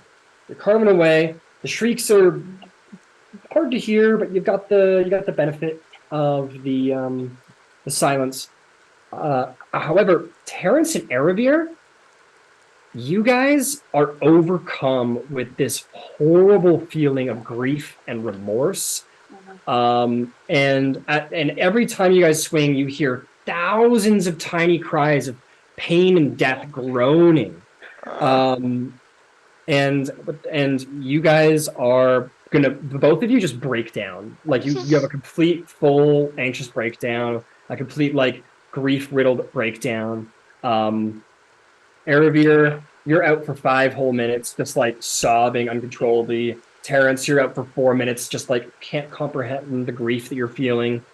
And at this point, Aoife, as they've dropped to the ground, you're like, okay, they might be like minorly toxic, just like it's just like a mild psychotropic, but that's it. I'm just so sad. Oh my god. You two are That's like, a day for me to not pack. this is not a charm, this is a poison. Emotions. Can I? I don't know if it'll help. I'm gonna charm these plants. You're gonna charm the plants? Yes, do that's you- my that's my channel divinity. Oh, right. Charm animals and plants. How Oh, interesting. I'm loving this. I don't know if this. I don't know what this means. I'm loving this. No, I love it. Let's. I love it. Let's figure it out. Oh, Chantia, Um, please, 'cause this sucks. do they make a wisdom save? Do you have a stat block for these mushrooms? no, I do not. But we're gonna figure it out. DC 15. Yeah, It wisdom. rolls a natural one, so we don't need to worry about a stat block. What exactly happens? As an action, you can use your channel divinity, present your holy symbol to charm for 1 minute each beast or plant creature that you can see within 30 feet. So I'm looking at You're the charmed. mushrooms. You're grieved. You charm one, and thus all, of the mushrooms.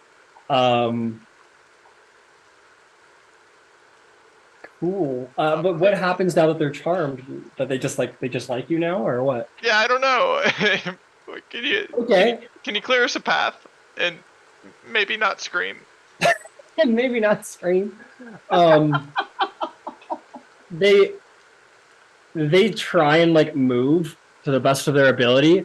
They're foot tall, so they move to the best of their ability, but they're kind of rooted in, so it's tricky. But it tries to. It does its best to clear a path. They're all just leaning. Yeah, that's basically what happens. They just start leaning to the side, and it's a really cool sight, but it's not enough for your cart. But luckily enough, after an hour, you guys will have carved down enough of these mushrooms. As yeah, I'm Terrence. so sorry. And Aravir is It's a massacre. the massacre before you. Yeah, the path is cleared. You guys have done it. It was a brutal slaughter, but you did it. And the train can forward forth because of you. You've saved the day at great cost. Y'all, I did not have getting traumatized by mushrooms on my adventure and bingo card, but here we are. I mean, you like for Aoife and Shroud, there was like a scream here and there. It's like as you're like carving, there's a black smoke coming up, and but it's not like what Terrence and Aravir are describing. They're like thousands of voices crying out in vain and suffering. Is this how vegans feel all the time? Yeah, Yeah. I'm vegan now. Incredible. Okay. I've got a veal, so I'll start playing like sad music too. You start playing your very sad music. And I'm gonna say that the two companions who are with you, one saves, one fails. Who's carving the path? Who do we think's carving the path with you guys? Sergeants, are there any guards that you would have liked to have brought along? Oh yeah, I'll bring or Vestia and Tidget along. They're always looking for something to do. I'll bring Absolutely. I can't remember her name, but I'll bring her too. She was real friendly and wanting to help. Okay. Tidget is more than happy to not have to work, if that's the case. As it's 6 people. But yeah, you bring along Leda, it seems, Aoife. And you guys all go to work. Leda's a bit of a veteran. She carves through it, and she doesn't say that she knows what this is, but she carves through it. She does just fine. Terrence or Vistia is like, of course, Mr. Terrence, sir. I'm very excited to be on the job. And she goes and gets an axe, and she starts carving away. And God bless this kid, his greenhorn. She's doing her very, very best. But she, at some point, can't contain her composure anymore and drops down crying for 8 minutes. In the horror of what she's done. She's like, I know. And is just beside herself and losing it, and and you have to like take her back to the camp, and she's a bit of a mess, along with Terrence and Aravir. But alas, the way is clear, and that's what's important. Okay, guys, you keep going. Day 18 rolls around. You guys all have a rest day. The rain clears. Long rest had, yeah. Can I find Ava, please? A what? Ava? Oh, yeah, sure, you find Aoife.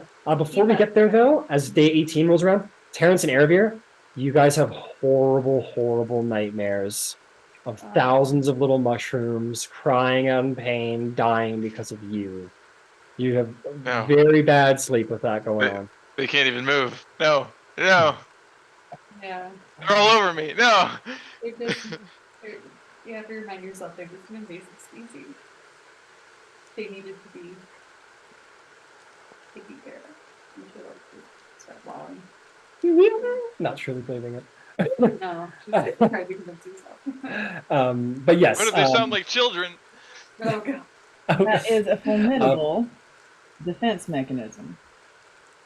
But you guys, yeah, you guys wake up on rest day, the clouds clear a bit, and Aravir, yes, you can go find Aoife. I've seen you use your equalizing kit quite well, and I was curious if I could learn to from you on how to use it.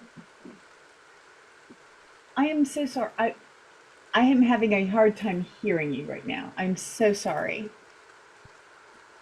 Is that better? Oh, that's so much better. Yeah. I can also change my input as well.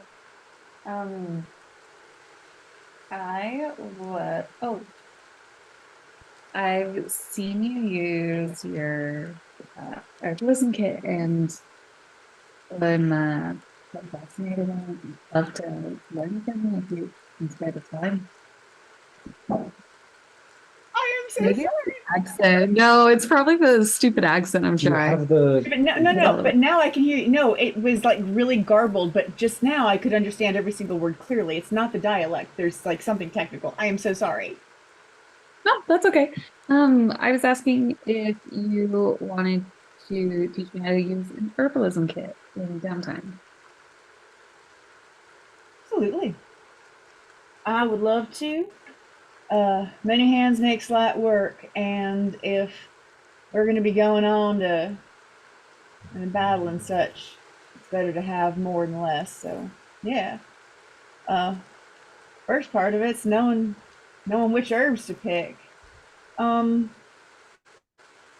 don't have that ability because I am not a ranger. Mm-hmm. But when Ciela is back and able to talk a little more openly about what they're doing, they may be able to help me look for the right herbs. And it's possible they may be able to do it while we're moving, because otherwise, like, we got on a rest day, we can do it, but we can't do it like walking and looking kind of thing. You know what I'm saying? So, but on rest days, yeah, we can look around, and if there's something to forage, we can. Otherwise, I can just help you get familiar with the kit. Perfect. I'm quite looking forward to it. I'll especially with partners and I find the herbalism kit to be adjacent. Maybe I'll have maybe I'll pick it up quickly. Ryan, can you remind me how to use campaigns again? Yeah, I use it. It's going to takes a while to probably learn this, but you're a visual, so you're pretty smart. When you find out. Oh no, I use a different system now. I don't go with anymore. It's read a book. So to receive training in a language or tool, it typically takes at least 10 work weeks. However, if you are pretty smart, that time can be reduced. So what's your intelligence number 5? Ryan, I think you're muted. So You're you're coming really in hard to through. hear, Ryan. Okay.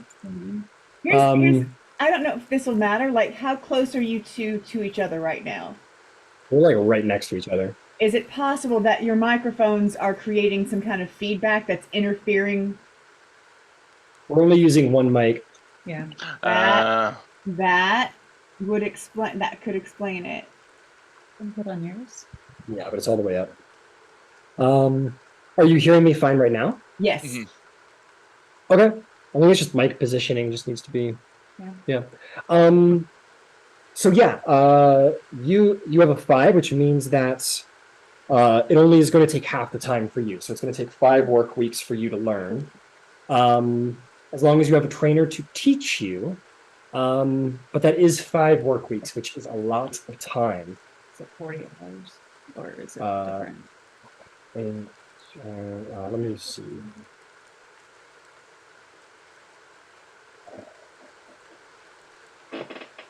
The work week and the flight work, it's going to take 200 hours. Okay. And on this journey, you guys are very much working. So you guys could put the downtime in during your long rest, during those 2 hours of free time as the days go by, but you can't do more than that. Yeah. Cool. Well, and unless on rest days? Well, you're still working on rest days. You're still bodyguarding and Oh. maintaining the perimeter. You're just not Okay. moving. Great. Two hours a day is 2 hours a day. It adds up. Sure does. Especially on this trip.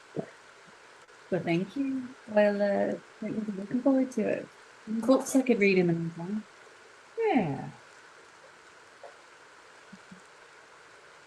Okay. So during this, so yeah, if you guys want to start adding them up as the days go by, just keep track. But that will require Aoife for you to spend your all those hours, training Erebir. Yeah. Yeah, that sounds fine. I suppose if there's anything else I need to do, I will make a note of that to you so that you know and we all know. But otherwise, I mean, yeah, why not? Okay, cool. So that's your rest day. So that is 2 hours of week, 2 hours of work. Okay, you guys move on to. You guys are actually going to travel for a while, and there's going to be too much issues. There's going to be another 2 days, it looks like.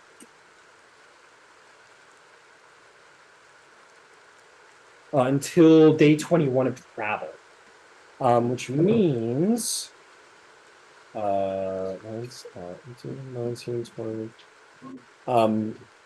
That's 6 hours of downtime. Oh, sweet things.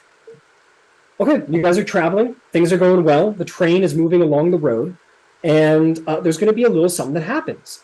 Let's see, Terrence.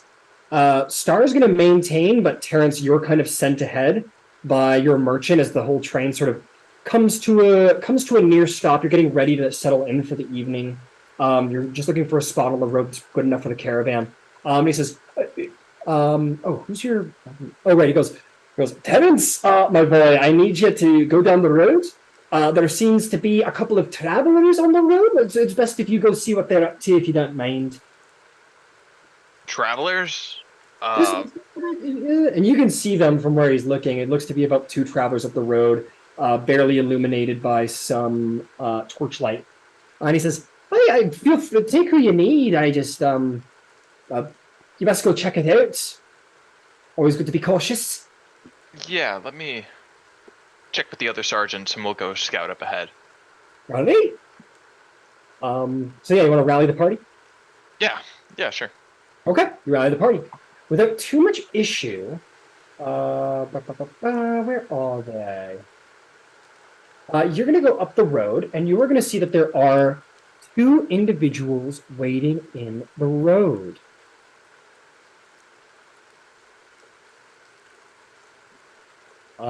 You see 2 bony lasses in the road with their horses. They both seem to have fine enough riding horses. They are buxom twin sisters, it seems, as they have similar appearances. Very voluptuous, very beautiful. There's almost a damsel in distress, but not quite sort of vibe here, where they're traveling along. They look like they could be doing better. They look like they could use some help. But that's just who seems to be on the road. They don't seem armed even. They seem to be these 2 sisters. Just by the sheer appearance, they're identical almost. And they see you coming up the road, and One of them says, excuse me, who's there? Who's coming? My name is Terrence. Nice to meet both of you. She looks at you closely and she says, are you a cleric? You look like a cleric. I am, yes. Oh, good. It's good to meet oh, you're not one of those evil clerics, are you? I try not to be. You're funny. It's nice to meet someone friendly on the road. My name is Arita, and this is my sister, Zelina. We're just traveling, making our way north. And what about all of you? You seem to be with a caravan or something. Yeah, we're guards for this caravan going up to Baldur's Gate. Oh, really? Well, I'm just gonna post their names in the Zoom chat. This is that's that's quite fortunate. Do you think we could probably stay in your train? I mean, we don't know you well enough, but I mean, it's lonely out here, and you all seem to be doing just fine. I mean, I don't see why not. You picked up a stranded cart, added it to our caravan not that long ago. Oh, that's very heroic, I guess. And she like looks at her sister, and she goes, "Yeah, very heroic." And goes, "Well, it sounds like we'll be safe if we travel with you. Are you sure?"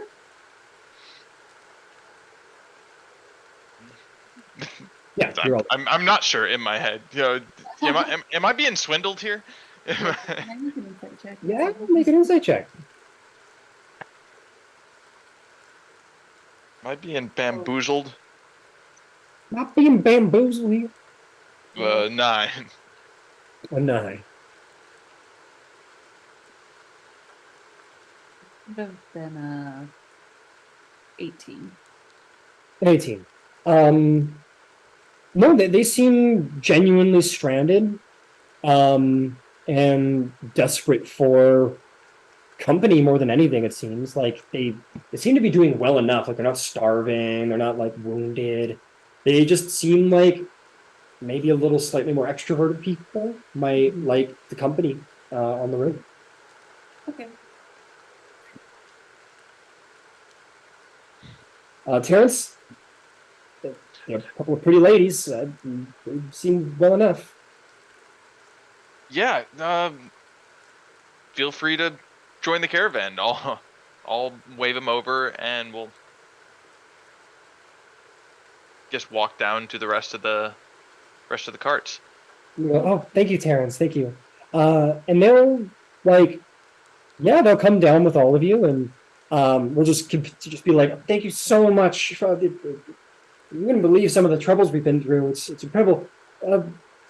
They'll like sit down, and you guys will sit them down, look for some stew, and like you're also interested. If you don't mind my saying, you're all an interesting group of people. Tell me, do you have any stories? I mean, where are you from? Who are all of you people? I'm sitting down to the stew, and we're like shuffling around. Can you pass the tech magic? Yeah, you throw up a detect magic. You detect no magic whatsoever. Sweet. So, Cool. sit quietly. Okay, sit quietly. The main speaker, Areta, definitely seems interested in you, Terrence, and he's like, "What is so? You don't mind my saying you're I don't know how do you find yourself on this caravan? I don't know many priests who do a lot of guard work." It's a long story. I'm from this little town down south called Greenest, but they had big tragedy. Dragon attacked, and everything got burnt down. So now I'm here, trying to get by. Really, that's horrible. I'm so sorry to hear that. Thank you. Well, is that why you're here now? You're trying to Yeah. help people? Yeah, that's why we're here now. That's really good of you, Terrence. I think another one we'll talk to probably you, Aravir. She'll just be, and she'll the other one, Zelina will just talk to you and be like, so where are you from? You don't mind my saying you have this like way about you. You just kind of like seem like a lot of the other people around in this caravan. Force, where's that? She'll tell her. Okay. Tell her about. I don't know. They're just generally speaking. Okay, and you guys just kind of sit around the fire, and they ask you guys lots and lots of questions. You definitely seem to be a little extroverted, perhaps even a little flirty here and there. Especially Aravir with you, or excuse me, Areta with you, Terrence. She's about your age, and she says, and she, she'll just flirt with you and be like, "Well, you're really our savior. It was a dark and lonely road, so thank you." And she'll put like her hand on your lap just for a second, like your knee.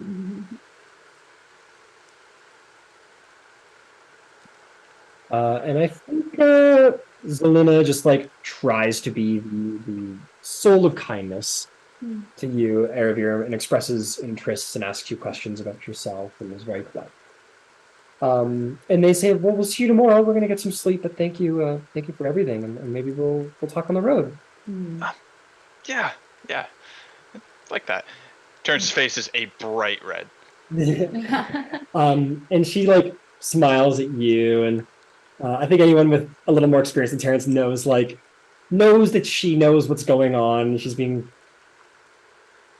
seems into it. Like she's like, okay. And we'll just kind of wave goodnight, and the two of them will set up camp and they'll go to sleep. Cool. And that's day 21. 2 hours of downtime, long rest. Thank you. All right. Let's see here. You guys are going to continue to travel for a couple of days. The 22nd, the 23rd, and the 24th day, the 24th being a rest day, are just going to go right by. They're going to sail by, perhaps because of these two new, very charismatic travelers with you guys, and they just seem to help you let the time pass. So that's going to be 6 more hours of downtime. Yeah, and they seem very interested in you, Terrence, and very interested in you, Aravir, respectively. And they just like I don't know. It seems like Zelina. She tells you Aravir. She's like, if I'm being completely honest, it's just nice to like get away from my sister for a bit. She can be a little overbearing. I know that's like the most cliche thing anyone's ever said, but it's just, I hope you don't mind. It's just nice to talk to somebody who's not. Sure. She'll connect with her. I don't know, make a friend on the road. Yeah, absolutely. And Terrence, I think the flirtation becomes more and more prominent with Arietta. And she just like laughs at your jokes, Terrence, which makes you feel real cool. And talks to you and asks you about your faith and asks you about your family and your shield, and we'll just ask you everything. So how do you feel about agriculture? My uncle is a farmer, so I mean that's kind of interesting. That's very interesting. I come from a family of farmers. That's great. I love that for you. And she'll talk and she'll listen and she'll express interest. I will say, Terrence, at a certain point, Aravistia starts to get a little grumpy as you're spending a little bit, maybe a little bit more time with this new sister, and she's just like kind of stomps around the camp a little grumpy. Not that anyone notices, except anyone who wants to. Incredible. Okay, fantastic. So, during the rest day, you guys are going to find yourselves staying at an inn. a lovely inn where perhaps a couple drinks are had with Terrence and Aravir and the respective new BFFs. And some other stuff's going to happen in there that might be of interest. Let me put on a little... Come on, give me that tavern ballad. What day are we at the end? Today is travel day 24. I don't have the specific date on hand. Oh, that's great. That's perfect. That's all. Sweet. I could put this on because this is that kind of game. If it works. But it probably won't.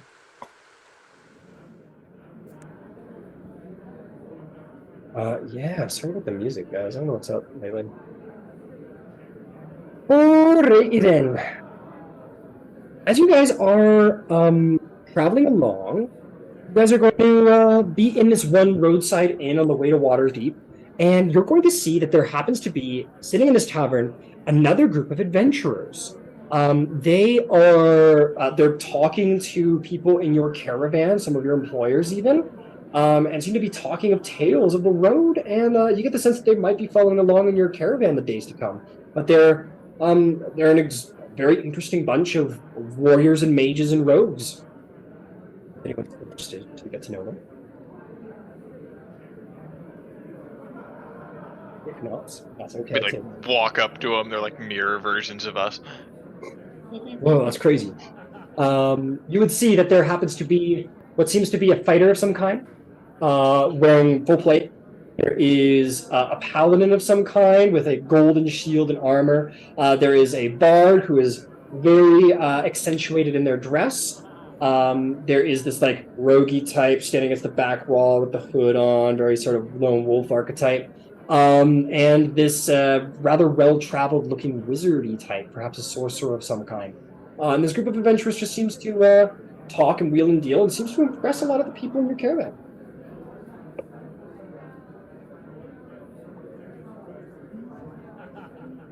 You just observe them. They come in and take our jobs. It seems that the bard and the paladin-looking individual definitely seems to be most of the talking. The mage a little bit as well. The other two remain fairly quiet, but they seem to know their business. Incredible.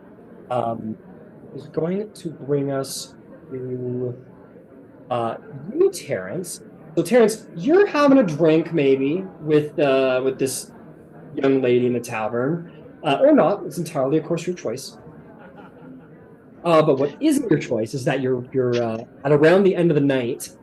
Your merchant, Leia, the dwarven fume peddler, approaches you about the time to go to bed, and he goes, he just finished talking to Star, and now he comes over to you. He goes, Terrence, it's good to talk to you, lad. How are you doing today? Oh, doing fantastic. I'm so glad to hear it. Listen, I'm very sorry to say, but your services are no longer required. Of course, you're more than welcome to go find another merchant to employ you, or perhaps to travel with the caravan for a time until you find better lodgings. But I was actually talking to this group of adventurers over there, and they are they're quite impressive, and they go for a good rate. And I hope you understand. It's just business. A better rate than me? I'm afraid to say. The value for what I'm getting is I'm really sorry, but you have been a great asset. This is no way a reflection on your performance. Whatever you're paying them, I'll take half. Well, there's 5 of them and 1 of you, Terrence. I hope you understand. Wait, you're hiring all 5 of them? They're incredible. Well, you are my sergeant, so if you want one last job, you could, of course, tell Ostavia and Tijit that their services aren't required either. That would be very helpful. Not Tijit. Yep, I'm completely. So you see, it's not you, Terrence. I'm just completely changing up the dynamic of the group. You see, it's better, I think, to hire a group of adventurers who've been traveling together for a while. They're a little more coordinated. I hope you understand. This is in no way or shape a reflection of your performance. You've been astounding. But it's business is business. So have a good night, Terrence. Have a good night. Have a good night. You have a good night. Oh, He walks away back over to the table and he shakes the hand of like the mage, and they all sort of have a drink, and you find yourself out of work. I'm afraid to say.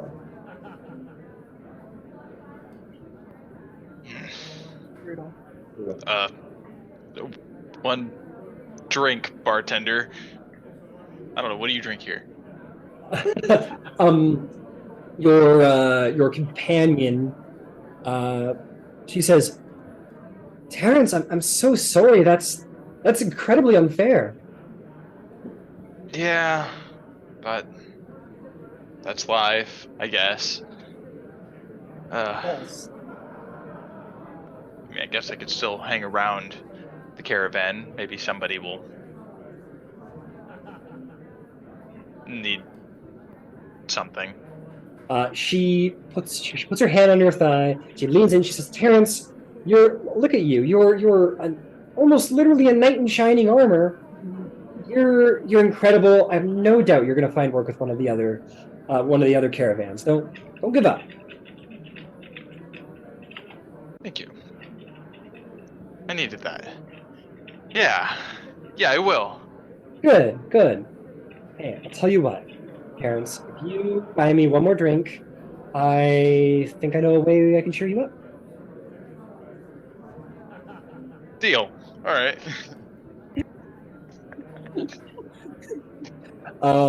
Okay. Incredible. Yeah, so you find your way. You grab another drink. Meanwhile, Zelina is talking to you, Eravir. You're just hanging out in the tavern, that's all.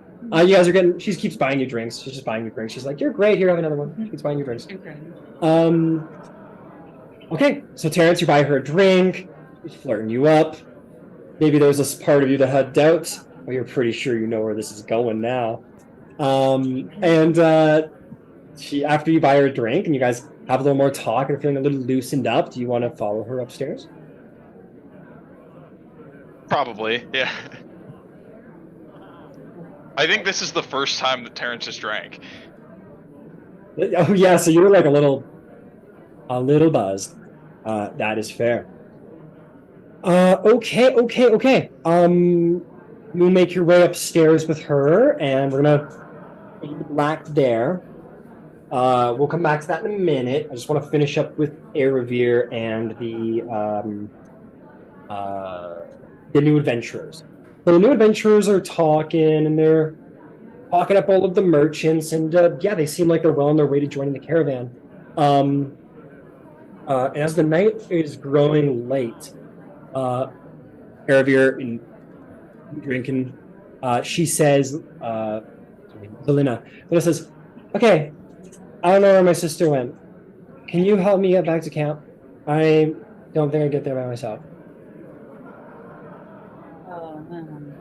I'd be happy to help you. Well, let me grab one of my friends to Sure.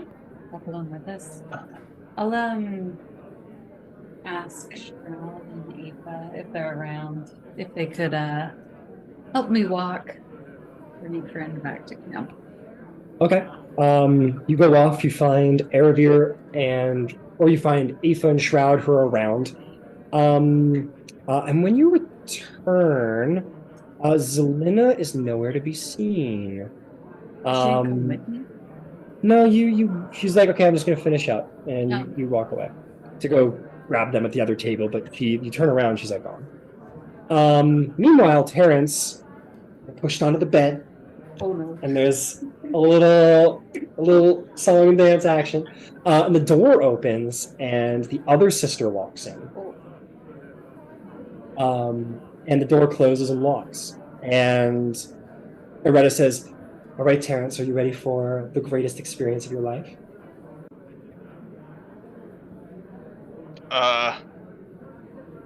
Great. Both are walking up to you. Oh, this is more than. Okay. And as they approach, they sort of like look at each other and smile and look back at you. And their skin and clothing begin to change color.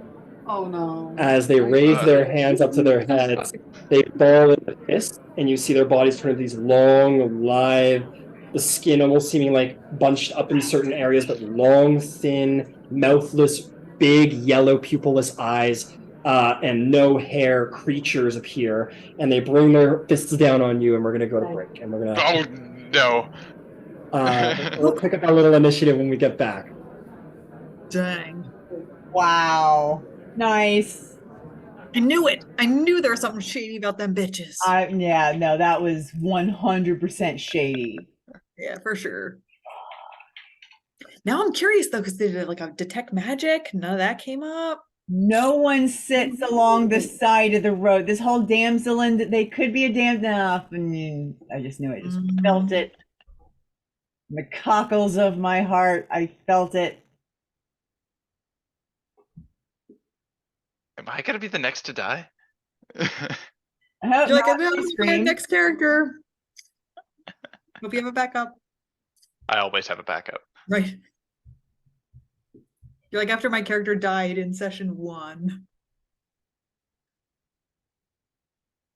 Dang.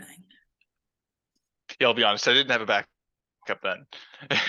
No, I said for Ryan, I was like, I feel like with this kind of campaign, like it should just be standard that everyone has a backup. Like in Crown of Candy.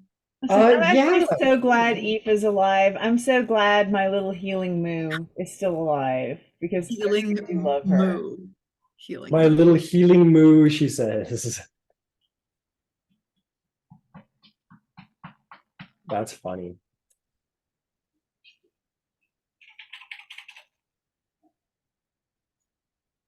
You're freezing.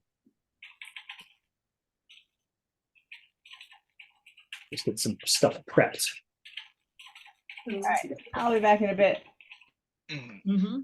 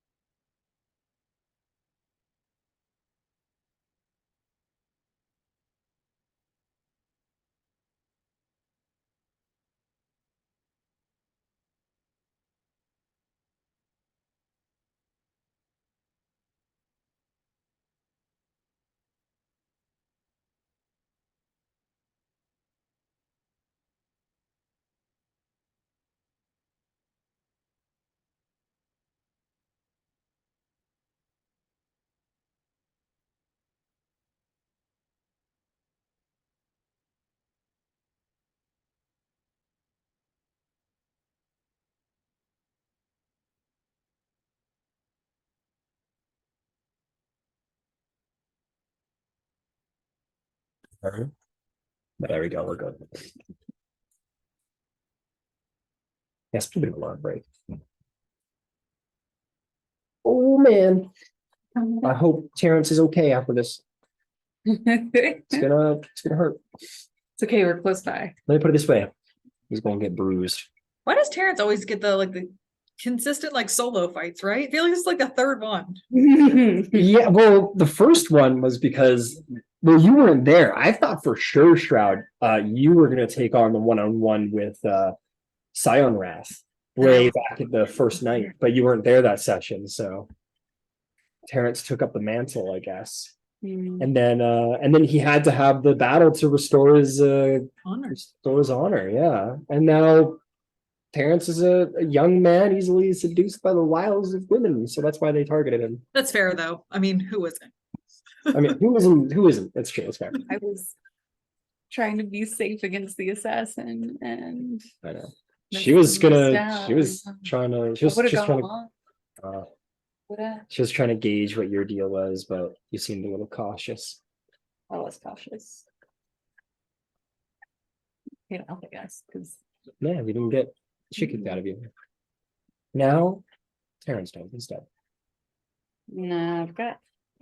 Because I want to go find her and make sure she Yeah, exactly. That's why I timed it like that, because I'm really smart. Clever.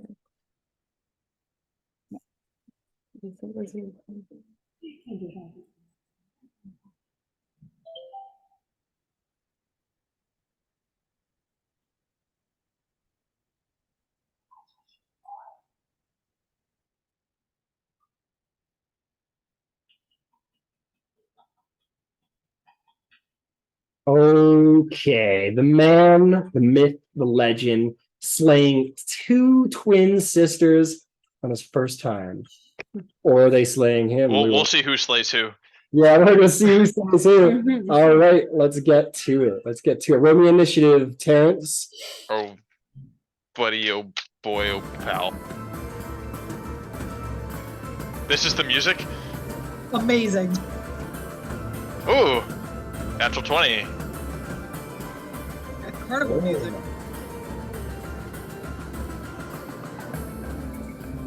Oh, I love rap albums. It's my favorite combat music.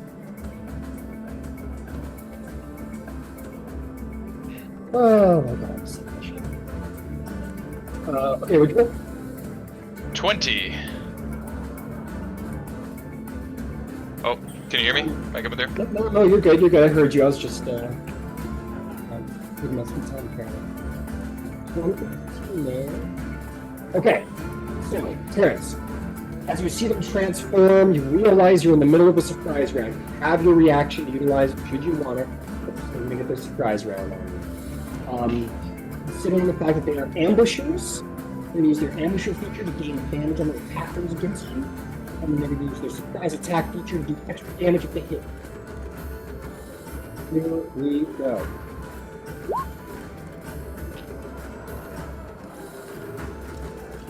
Uh, 23 to hit. That will hit. Do I have?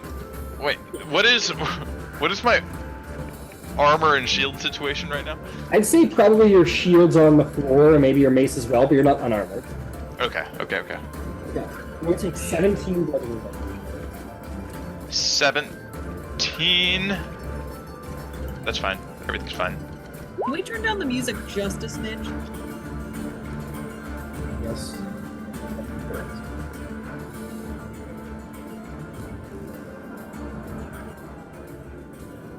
That's better. Okay. All right, where was I? Next one's 22 to hit, Terrence. That'll hit. You're gonna take 17 bludgeoning damage. Another 17. Another 17. That is the first of the two sisters. Oh shit. Which one was it? That was we're gonna say that was Zelina, and now here comes her sisters been flirting with you all night. No. You wouldn't. But I would. Doesn't low gravel voice. 19 to hit. That's gonna hit. That's going to be 14 bludgeoning damage. 14. Last attack. Here it Well, comes. hold on. I think I'm Okay. down. Oh no. That's cool. Yeah, I'm down. Oh. Okay. I would go for Make me a perception check. See if you can save Terrence.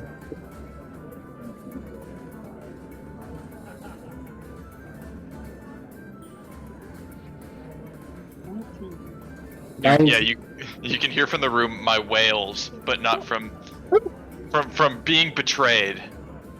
You can hear my heart breaking. You hear the sense of my heart fucking breaking. So here's what I'm gonna say happens. You were a little bit behind, but you did see Zelina go into the room. You've gone upstairs to go check it out. You've brought your friends. And as you get to this point, you hear Terrence's wails of pain, heartbreak, as the blood of his life starts attacking him. With advantage, Zelina's going to attack you again. That's 2 death failures. Oh no. At this moment, the door swings open. Prize round ended. I need Shroud, Aoife, and Terrence to roll initiative. Erebir. Right. Erebir, Shroud, and one, and Aoife. Not me? You can roll. Yeah, everybody rolls. We're putting the whole party in there now.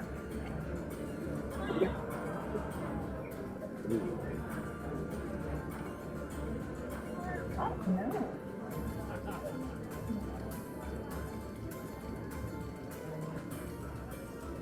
What would you giants get? I rolled an 18. Me too. Hey, which one wants to go first? I go. Okay. Okay. All right. Parents. Fuck. You hold the top of initiative, my friend. Yeah, I know. I understand this. Come on, man. I need you to do me a big favor. I need you to roll me a really good roll. I need you to do it. You know what? Let's say I don't. Can I still use an inspiration? You absolutely can. Okay. You absolutely can. I was in fact going to give you inspiration for following along with the little plot I put before because it's what your character would do despite natural. I'm gonna use that inspiration. Oh, Terrence, no. Come on, Terrence. Come on, man. All right. Come on. Believe in Put your heart in the cards or something.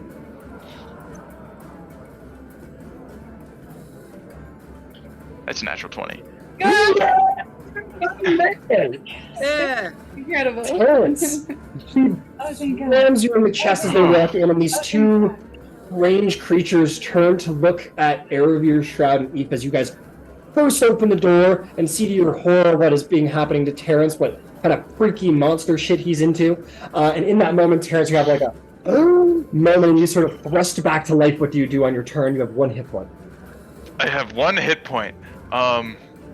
That's incredible, Terrence. I'm so glad you died. Oh boy, me too. I rolled a 6 at first. Oh, no. No. Then what do I do? Sexy ladies aren't ladies anymore. I'm not sure what they are. Honestly, I think I'm gonna disengage. Can I pick up my shield on the way out? It's an you got equipping it per se, but yeah, you can grab it for sure. Okay, yeah, I'll grab it. I'll disengage. I'm running out of this room. Stand up. You jump off the bed. You grab your thing you grab your shield on the way, and you get out to here. We'll say I'm going to be a little generous and get out to here, and you hide behind Erebir.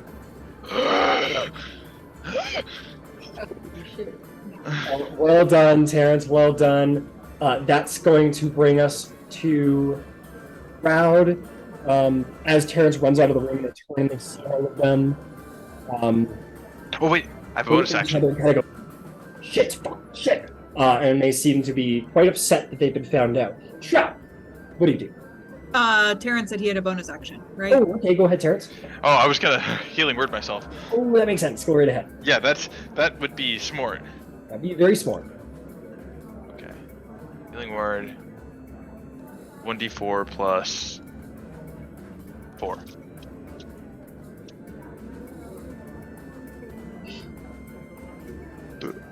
Four. So 8. 8 hit points. 8 hit points. Very, very nice. All right. Wow. Do me a murder bot. Yeah, I'm gonna use my movement to get up on. Okay, 10 feet gets you in the doorway. Okay, and I should be in melee, right, with one of them. Yeah. Oh, yeah, you certainly are. Can I? Yeah, I can't like shove past the door to like be next to both of them, right? Just in front of this No, one it's kind shadow. of blocking your way forward, unfortunately. That's okay. So I am going to use my bonus action to rage. You begin to twitch as you feel this pit orange. And then I am going to try and stab the one in front of me. Go for it. That is 12 plus 19 to hit. 19 absolutely hits. Go ahead and roll damage. Let's 10, 12 points of damage. 12 points of damage. You slash into this ranged creature, bleed like anything else, which means it can die. What next? That is all of my action economy, so that is my turn. Got it. Aoife, what's the play? What do you do?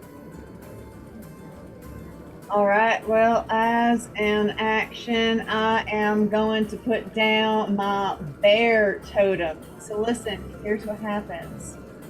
So,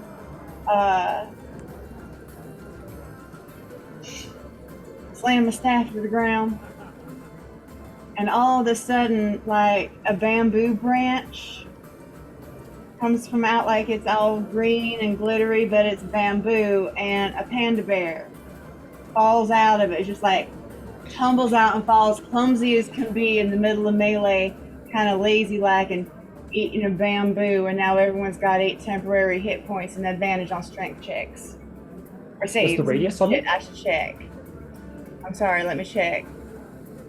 Okay, what's the radius 8 on this? temporary hit points and advantage on strength checks and saves. Ooh. What's the 30 radius? foot radius. Very nice. And can be moved up to 60 feet as a bonus action. Got it. So, in the middle of this room, a bunch of strange stick-like trees form out, and this very weird-looking bear, white and black patches, sort of tumbles out of it and just starts like lazily eating, and it makes you all feel really fucking strong for some. This bear is giving me life. Bear's our mascot now. Or dragon. You're out.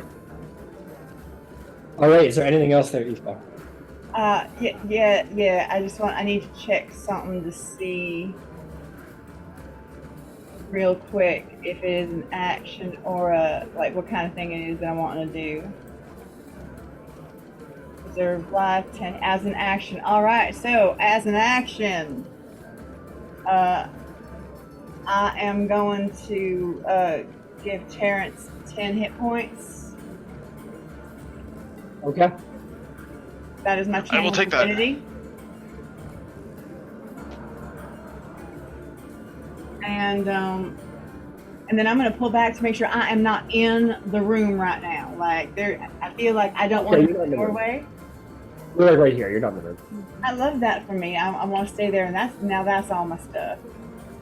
Fantastic. Aerovir, your good friend, fellow adventurer Terrence, has been imprisoned by a set of twin women, twin ladies of the night, literally. Mm.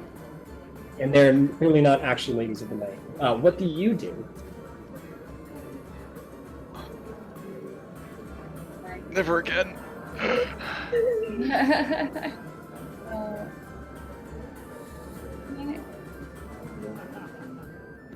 but you can stay. But I can stab. Well, I think the. Am I able to stand? Oh, yeah. You can jump up on the fucking bed and just sort of do your song dance or whatever it's called. Okay, but can I get a flank there, or? I don't think you're getting a flank with either of these guys, no matter how you slice it, because this one's right behind the other. Well, what about like Here? there? It's not technically a flank. Is that fair? No, that's it. I'm just putting it there for flavor. It's a totem, not actually like a fighter. But it doesn't count as a. I get what you're saying. Can the totem be? The totem is good control. This one's like it is well being control. Oh, in that case, I'm gonna cast fireball. Oh my Oh. god! Oh. Fire in. When in doubt. I want to. Yeah, but I wanted to stop before it. Okay. So here's the radius. How are you Blow up this tavern. blowing up a lot of folks? Okay, maybe I'm like, I'm gonna fireball, and then I'm like, please. Yeah, you said to summon. You guys see that crazy look in everybody's eyes? Just because to summon a fireball, and all of you remember that it's a 20-foot radius, and this room is like 15 by something in a low-bearing room without structural support. Okay. I like Alright. fireball as much as the next person, but Okay. can't solve all our problems. Only most of Sorry, can't. Only the outside problems. Okay, I won't get the flank, that's fine, but I will go stand there. 5, 10. I go here. I'm working on the one in the Like jump up people. And Yeah, bonus action blade song, action cast, green flame blade, and that's my turn. okay, you go into this blade song dance and you take a strike with the green flame blade, make me an attack. Go, yeah.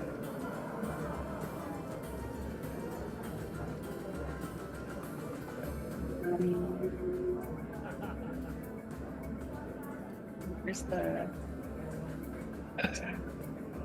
You just make a standard weapon attack. No worries.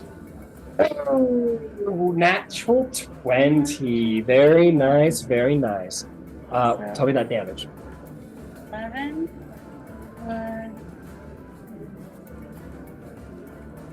11 plus for 19 damage, and then I believe the flame leaps to the next person, yes? Oh yeah, if it's within 5 feet. Oh, plus the. Did that get on there? Oh.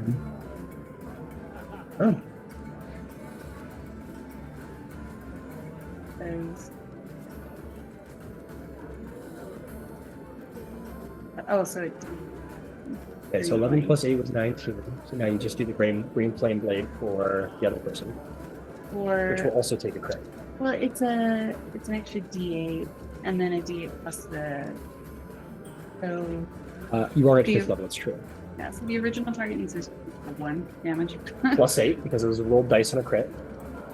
Oh shit. So another 9 damage.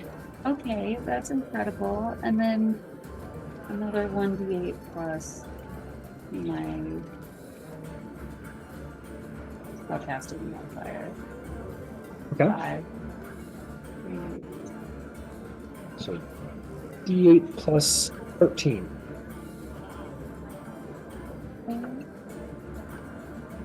Damn, Max damage. incredible. Okay, God damn. 21 damage. 21 damage. So, you guys really, the only person who's really seen Erebir in any large amount of action, melee-wise, would be Shroud in the tall grass. All of you see Erebir jump onto the top of the bed and begin to dance with a grace and elegance that speak to a form of dance that must have been passed down for eons, and just its precision, elegance, and its grace glows really with magic of the weave. And as she strikes, her blade glows green.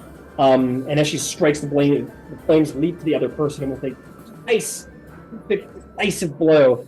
Both sisters are really hurt. In fact, I think they're both bloodied at this point. They go, shit, fuck, and they both disengage and they're running their asses the fuck out of there. They don't want that smoke. Are you kidding me? This one runs 10 feet and jumps fully through the window, and this one does the exact same thing. They jump through the window. Let's get a fall 15 feet. They're both going to fall 15 feet. They both fail their saving throws. They're going to land, or their athletics checks. They're both going to land prone and take a d6 damage.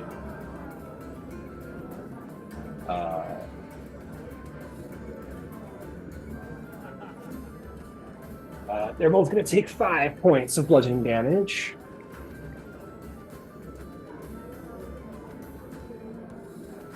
But they're alive, and that is what counts. And they have ran. Well, this one has enough to stand up, but that's it. This one, however, doesn't have enough. That is where we'll end their turn. Terrence, what do you do? What the fuck were those things? Do I know what they were?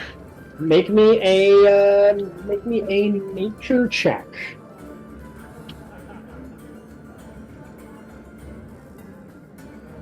Do nature? I'm a nature guy.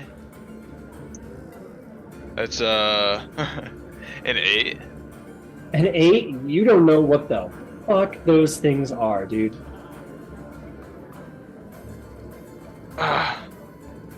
Well, what the fuck? I guess I'll go look out one of the windows they jumped out from. All right. You make your way through Shroud, 5, 10, into the room. Would you like to go to the window by the desk or the window by the wall? I guess the window by the desk. Okay. So that was 5, 10, 15, 20. Sort of scramble up on the table, 25.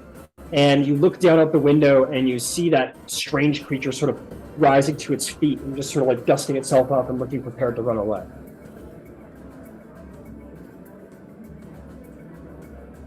No way. If they were gonna do that to me, they'll go do it to somebody else. Let's Damn right. Let's throw him a guiding bolt. Ooh, go ahead and make an attack. Right.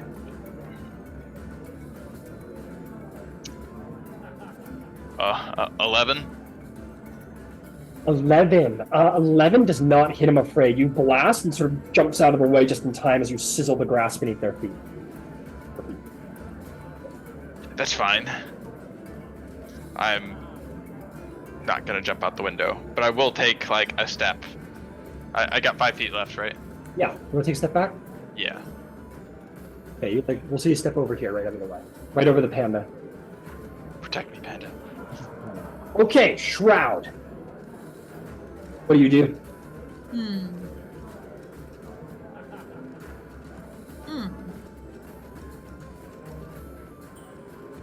There's much I can do. Unless you jump out the window. Yeah. I mean, I could. I could dash after them. Yeah, let's do that. All right. Which one are you going for? You going for the desk or you going for the far wall? Is there like a did they each jump out a different window? Or is there Yeah, one they both already jumped out opened? different windows. Yeah. Okay. Which window's closer? Desk. Sure, let's go with that. Okay. 5, 10, 15. Not missing a beat. Shroud just is like, okay. And just, yeah, you barely get out of the way in time, Terrence, as Shroud fucking, there's like barbarian rage, dives out the fucking window. Absolute fucking maniac for this. And is going to jump out the window. I need a DC 15 athletics or acrobatics check, Shroud. Let's go with athletics. At advantage because you're raging. That's a 19 plus 7, so 26. Easily, you go flying out the window and you 3-point landing and rise before this individual who looks with like shocked big yellow eyes. What do you do? How much movement did I use? That is going to be 15 feet. But you're in melee with this one. Okay, so I can. Okay, that's what I was wondering if I had to. I didn't use the dash action. All right, so then I'm going to try and stab him. Okay, go for it. Make me a stab. 14 plus 7. 14 plus 7. 21 to hit. 21 will definitely hit. Roll me some damage. Okay. Let's see here. 8, 9, 10, 11, 12, 14 points of damage. 14 points of damage. That will hurt badly. This creature is heavily bloody, bleeding an extreme amount. Anything else?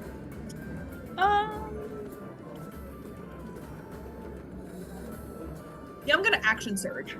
Okay, go for it. All right, and that would be a. Let's see here. 17 plus 7. 24 to hit. Absolutely. Go ahead and roll damage. Okay. Let's go. 9, 10, 11 points of damage. 11 points of damage. You slash this one person who like tries to hold their body together and looks shocked, and then you just drive your sword right into their chest, killing them as they fall off of your blade down to the ground, dead at your feet. Whatever it was. Okay. And The other that's one's my on the turn. ground. That's my turn. That's your turn. Hey, there you go. Aoife, what do you do?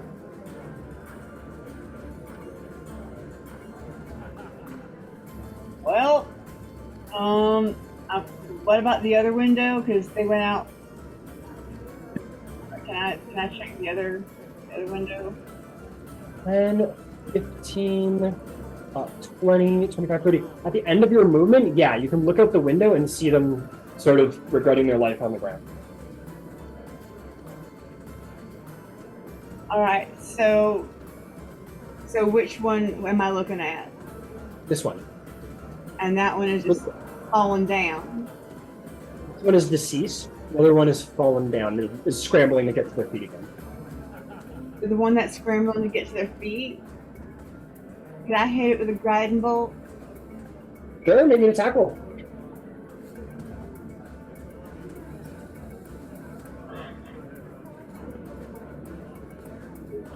This will be a disadvantage as they are prone, and ranged attacks do have disadvantage at prone position. That is not a problem. So that was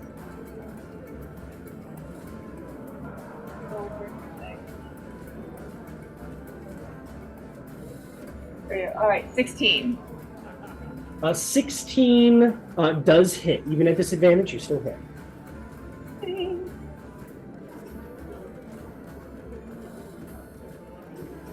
That does 20 points of radiant damage, and the next attack against it has How do you want to kill it?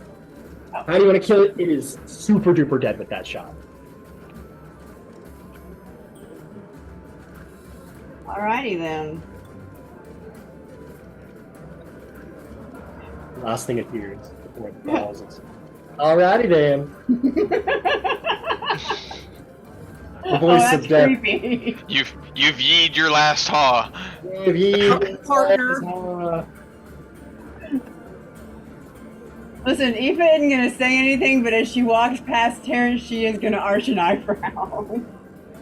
Not a You word. reach your hand down. So this person slam hits the ground hard and is sort of like recuperating and turns over to see her its sister get stabbed in the chest and killed. And it sort of curses and starts scrambling into its feet, but before it can bring it rises its chest, a bolt of light fires down from the sky and blasts a hole in its chest as it hits the ground in a secondary impact. Dead as dead can be.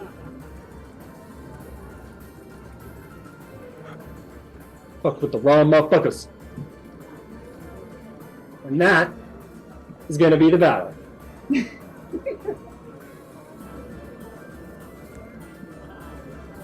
Yeah, I don't know what happened. They were just a little too freaky for me.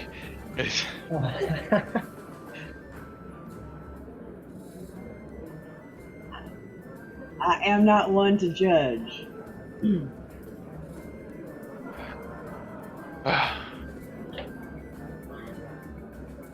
So, what do they look like again? They look humanoid, but they look like a naked humanoid. Their certain features are amorphous, such as their sex organ. It's just sort of rolled over like a Barbie. They have very small pointed ears, bald. They have big bulging yellow eyes, pupilless, no mouths, and their nose is sort of upturned like such. And their body is long and lanky, and their skin almost seems excessive on their body, like it gathers in certain places and folds. But they're very, very, very, very dark. I think they were gonna take my skin. You had allowed him to make a nature check. Would I be able to make one also? Sure, go ahead. Oh, hell, that's a 20. That's a 20. You've heard, especially you from your nature, you've a background from the Feywild. You've heard tales about these strange, monstrous creatures where poor deals are made with the Fey, and children find themselves swapped in their cradles. A process known as a doppelganger. Whether this is true or legend is a matter of debate. But you know that there are shapeshifters out there that thrive on their ability to assume another person's identity by literally changing into them physically and using their exceptional deception skills to match their voice and such. I will convey that to the group. It is So they were gonna steal my skin. Things. You guys are making your way over to them? I mean, yeah. Okay. You check them out. For sure. Yeah, you guys find your way down to where Shroud is sitting on a field of victory. And there they are.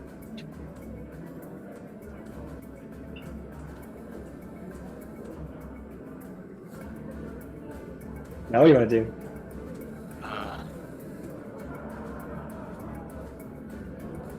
Does anybody want to say some words? No. For my true love, my Yeah. first woman I ever loved. They have no clothing or possession whatsoever. All the clothes that they have and all the equipment they had sort of melded into their forms.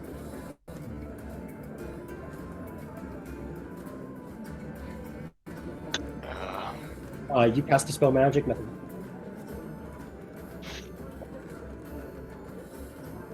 I mean, should we just leave them out here? I Take mean, their bodies out into the woods? should we bury them? Should we burn them? We should not just leave them next to that. Well, see, that's gonna people gonna talk. Here, that's fine. Here, I don't want to touch them, but I'll just like mold the earth and slowly lower them 5 feet into the ground. The earth sort of churns around them as they are slowly melded into the ground. As you do so, this guy comes outside. He's like, "Oh, very good fellow." He sees you guys just sort of like slowly burying these monsters in the ground. He goes, Can we have some privacy? Yeah, he just fully turns around and goes, "He is a jolly good fellow," and just starts walking away. He didn't know what was happening. He didn't want to know. He walks away. All right, now let's do the other one.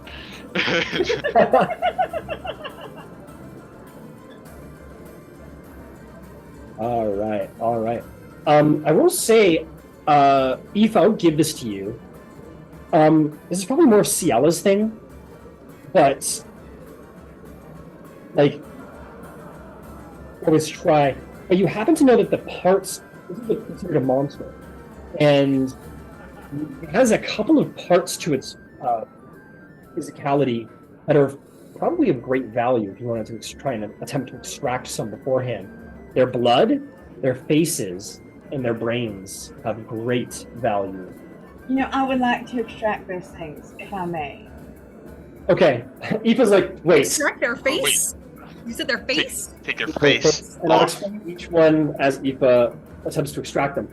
Make me a survival check to see if you can properly extract their stuff.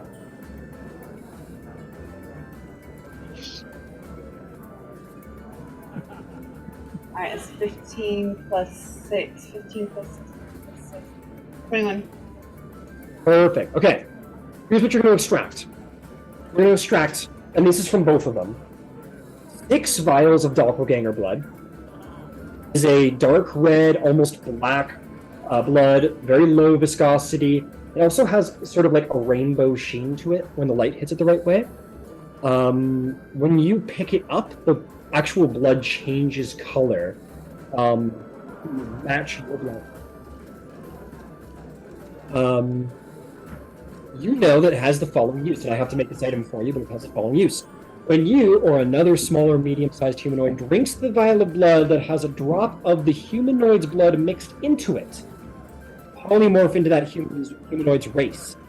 You will not turn into an identical version of that creature, but retain many of your own characteristics. For example, if you are bulky with long red hair, the new race will also be bulky and have long hair. Effect lasts for 1 to 4 hours. Other than your size, remain the same in mid form. Any equipment you are carrying or wearing is not transformed. You revert to your true form at the end of the duration, or if you die. So a temporary racial transmutation is possible with the blood. There's 6 vials of that. The other 2 is the face. You pick up these 2 doppelganger faces. It's grotesque. As their faces. They appear to be like gray, morbid masks of flesh. But you know, Aoife, that artificers and enchanters may be able to use these masks to tap into the doppelganger's transformative abilities. A skilled arcanist could make an item known as a hat of disguise out of these. You should know that if you were to sell the faces by themselves, they're worth 75 gold. They also expire in 2 days. Expire? Yes, they'll go bad in 2 days. The blood goes bad in 7. Last but not least, the doppelganger's brain. You happen to know that the doppelgangers have innate telepathic abilities. And by extracting this brain, it looks identical to a normal humanoid brain, but to a magical enchanter or researcher, there are many magical uses for research and otherwise. One way that you've heard of is that a magical item known as the Helm of Telepathy is produced from these brains, matching the doppelganger's telepathic powers. These brains expire in 2 days, but if you were to sell them as they are, that's 200 gold a pop. How much? 200 gold a pop. I can gentle repose him, but I really don't want to touch him.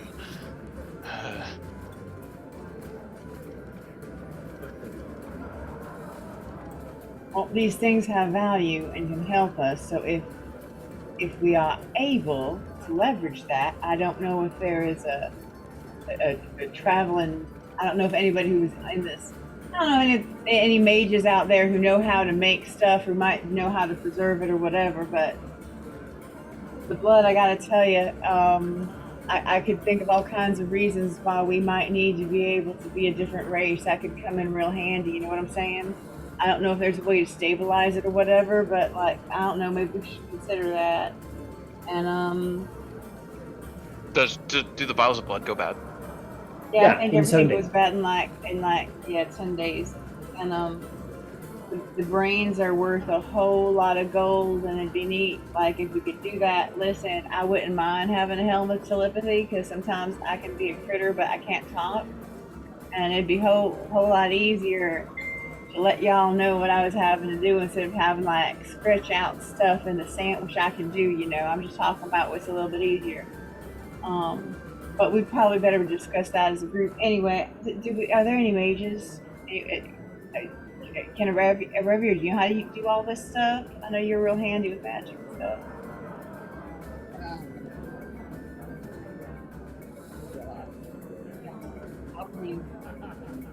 No, not really bursting them. Yeah. What do I know? What can be done with these items? Are you proficient in Arcana? I guess not. I guess not. I guess you don't. I am. You're proficient in Arcana, Terrence? I mean, Arcana check.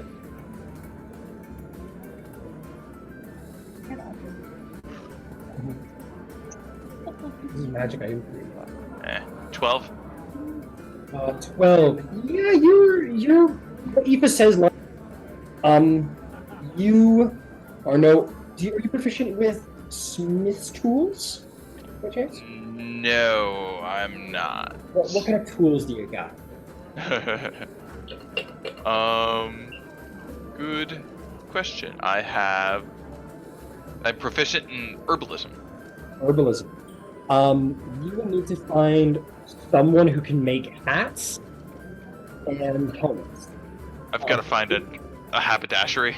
Yeah. And with their skills, their baseline tool-based knowledge, you could apply your skill of art,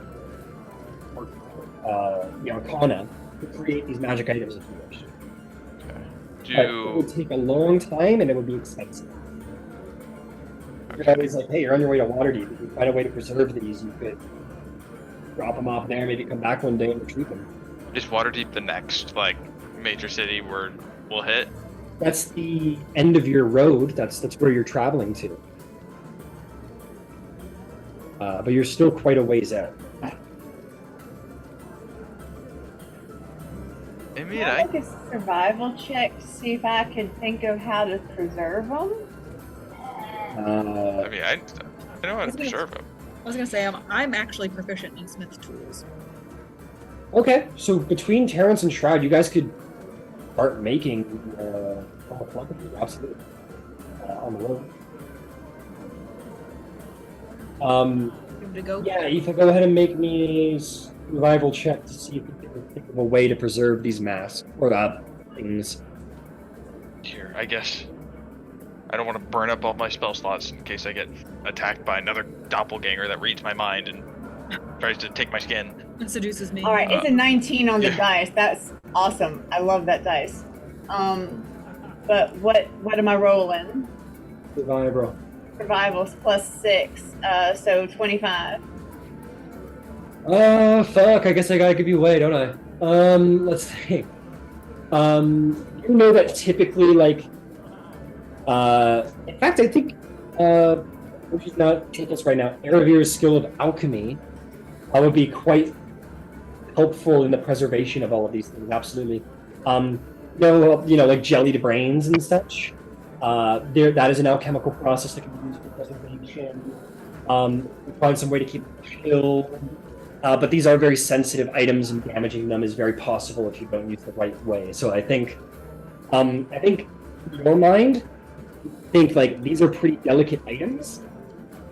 We would want the skill of an alchemist, but it shouldn't be too hard for an alchemist to be able to figure this out. Have one. Well, then you know what? I am going to trust my good friend Riviere, and you know what? I think I might just watch her and learn a little bit about alchemy. If you don't mind teaching me. I don't know what to do. Happy to do what I can to preserve you. Anyway, tell you what, make me a proficient intelligence check. Let's see if you can make that happen. Would purify food and drink help? Yes. Wait, really? What you got? You can't know. Yeah, 11 will do. Yeah, not a terribly hard process, I think. Probably pretty basic for, you need to know how to preserve your ingredients before you can use them. That's probably the first thing you learn. Mm-hmm. Man, I don't know.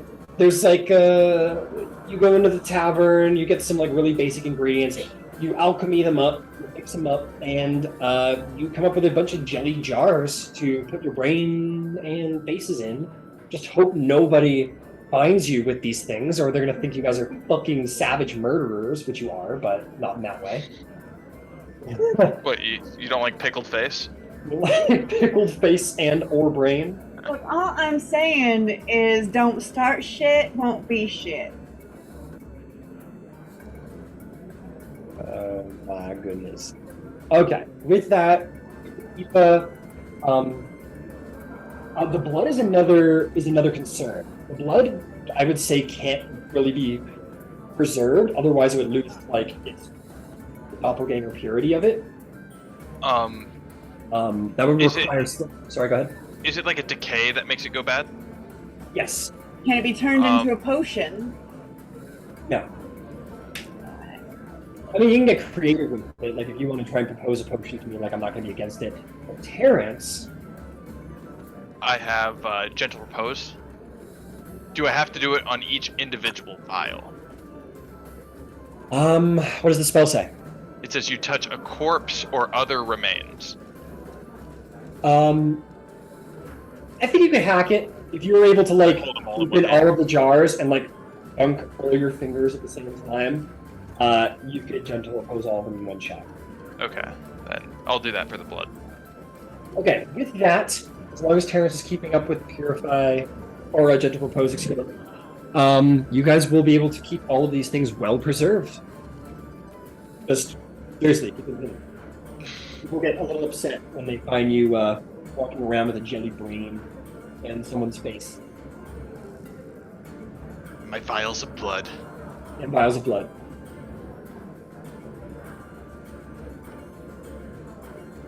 Okay. Once we have cleaned up, I am going to suggest to the group that maybe we consider whether, and I'm throwing it out there, maybe we consider whether or not a hat of disguise would be useful. Have there been times when we could have used disguise or two? Because that we've needed to. I stand out. I can only do something about it for like an hour. Shroud, I love you. I love you like a sibling, but you stand out like me. We're big, so. Shroud is actually proficient in a disguise kit, so. Actually, yeah, as you Hat get of down, disguise. you saw this beautiful woman, and then when it was Shroud. But still useful, I think, for sure. Especially for We also have for our ultimate plan here. We also have two tabaxis who are very obvious because they're right there's. Look, I'm just saying we can sell them. I'm just saying maybe we should consider having these things made because we could use them. All I'm saying. So yeah. That's all. That's for the group to discuss for another time. Take showers. We smell like gross. If we can get a drop of like half dragon blood, we can get pretty far in there.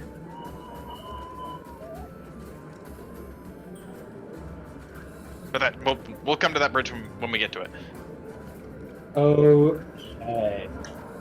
With that, the party perhaps just have had enough excitement for one night. You make your ways to wherever those lodgings may be. Unfortunately for Terrence, that may be under a tree because he is no longer being given food and lodging.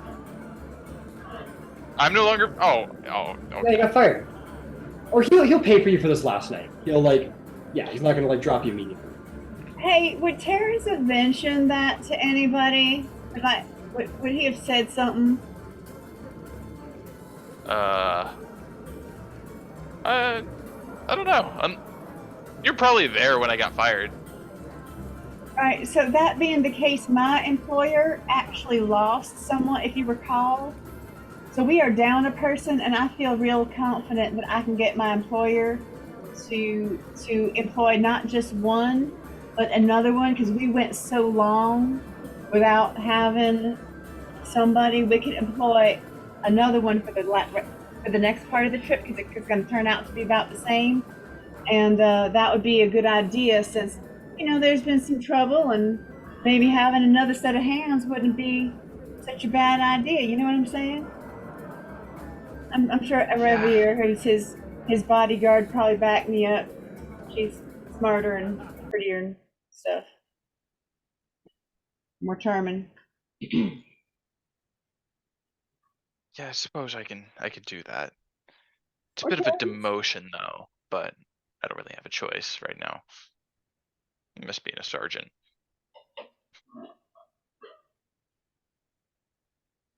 You want my job? Yeah, You I can be would like that. sergeant, and I don't No, mind. I don't want to take your job. I wouldn't wish that on my worst enemy. Well, all right. I mean, all right. Can I go talk to my employer and see if I can? I'd like to do it with Aravia there, because they've got spells and things that can make me charming or can make them charming, and they could go do the talking. I'm gonna say no. They've gone to sleep for the night. Oh, Oh. well, that makes me sad.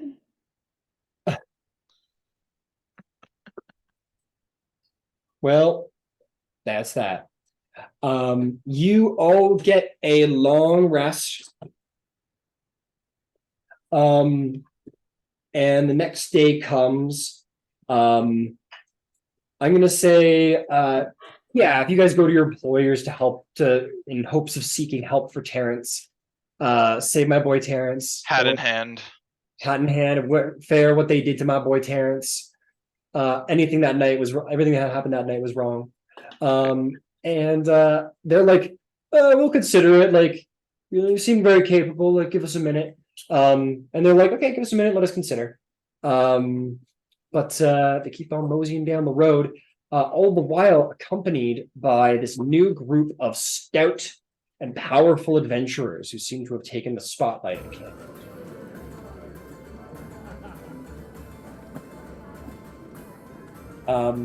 Okay, so here's what happens. You find yourselves traveling on down the road as one does, on our big old horse at the front, these new adventurers walking along, the bards singing to the wind, all of you on your various carts, ready to, take on the day. As you're traveling down the road, oh my goodness, as you're traveling down the road, things don't go too well, my friends, not at all. As you're traveling,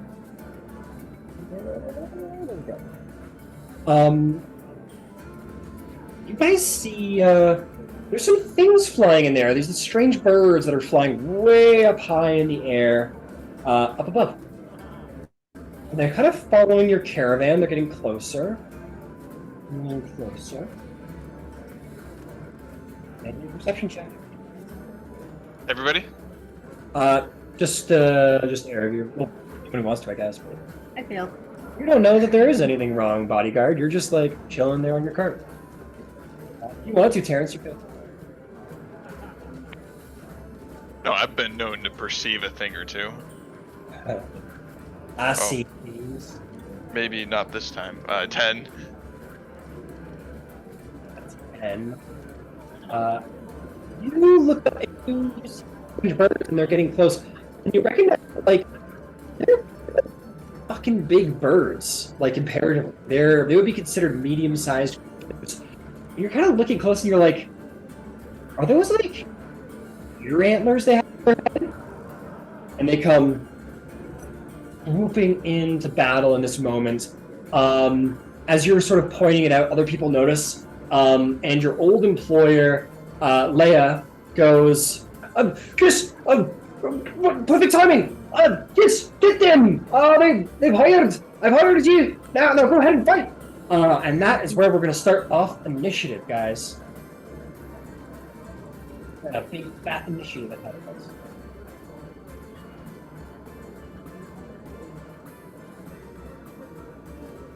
Okay, It's important. I'm gonna handle Ciela because her sheet's a little complicated. We're doing revised Ranger. You can do Star, yes. In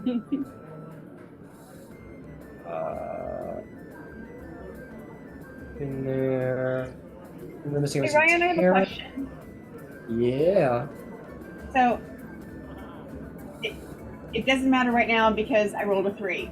But let's say I rolled really well, which I have done on occasion for initiative. But as the healer, is there a way I can hold my whole thing forever? Like, not hold my action, but say, I don't want to do any of it until this time, but then I'm permanently, everything is forever at this time, instead of You like want to holding hold your one thing. Does that make sense? You want to reduce your initiative purposely.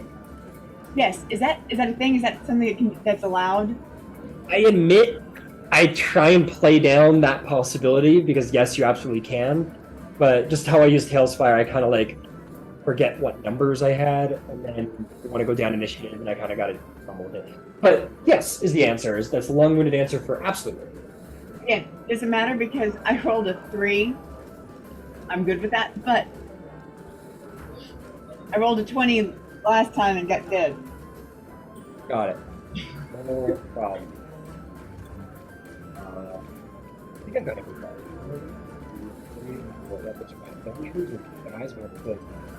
This guy in the represent people. I've also got to do one more. I gotta make the bad guys come alive. A couple of those.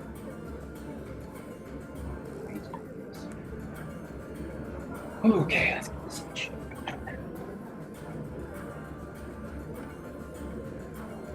Okay, we'll start with.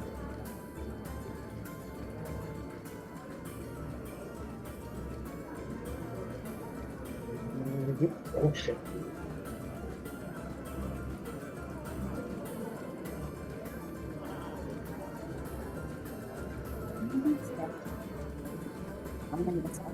No, probably not. I will put it back.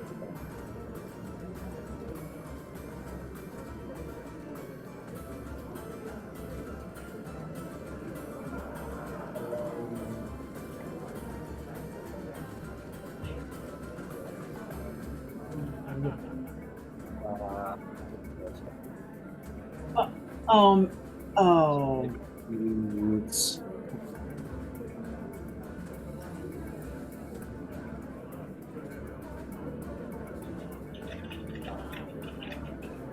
Okay, let's get initiative going, folks. What did everybody get? 25 to 20.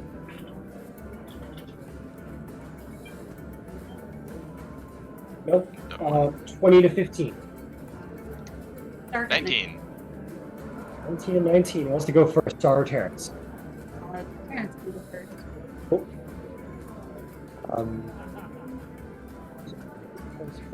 No, how about 15 to 10? 14.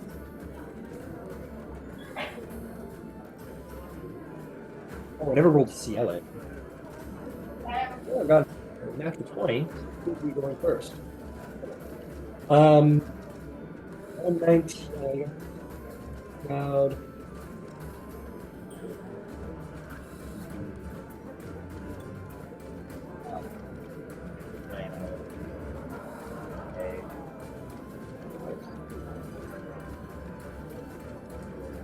Oh, that's okay, hold on. 10 to 5. Carrier is 7. 7.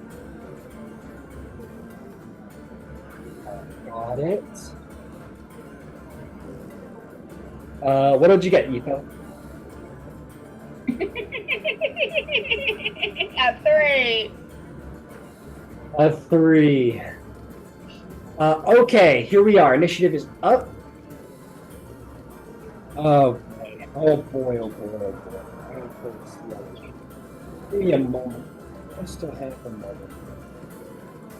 You know what? I'm gonna make our lives a little easier. I think Ciela goes to like managing the dog. Maybe the dog is looking a little excited. And she's like, "Oh no!" Like, and she'll take out her bow and just kind of like be extra cautious with the bow.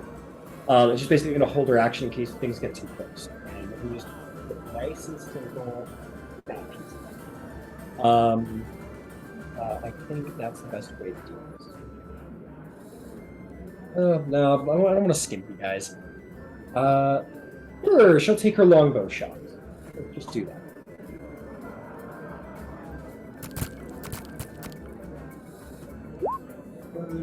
That'll hit. 23 will hit. We'll fall over. 7. 10.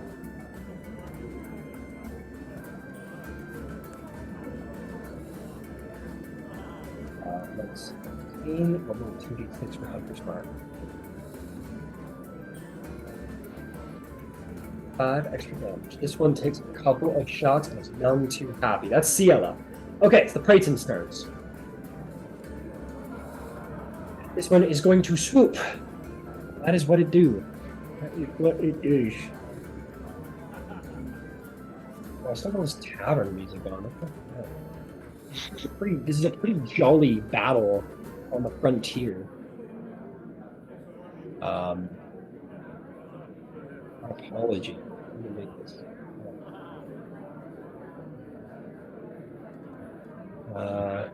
Sure, of course. Okay.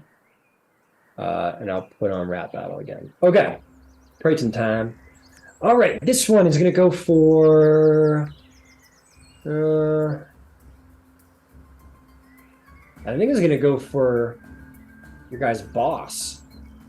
It's going to swoop down over to here for... Wait, hold on. Who's boss?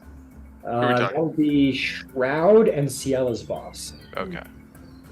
As long as it's not my boss, says the party. Swoops down 50 feet. Is going to attack one of them. Is going to make a goal. Oh, this is a dive attack. Did fly at least. Actually, you know what? It's going after Shroud. It wants a big, mighty heart, and you definitely have a big, mighty heart.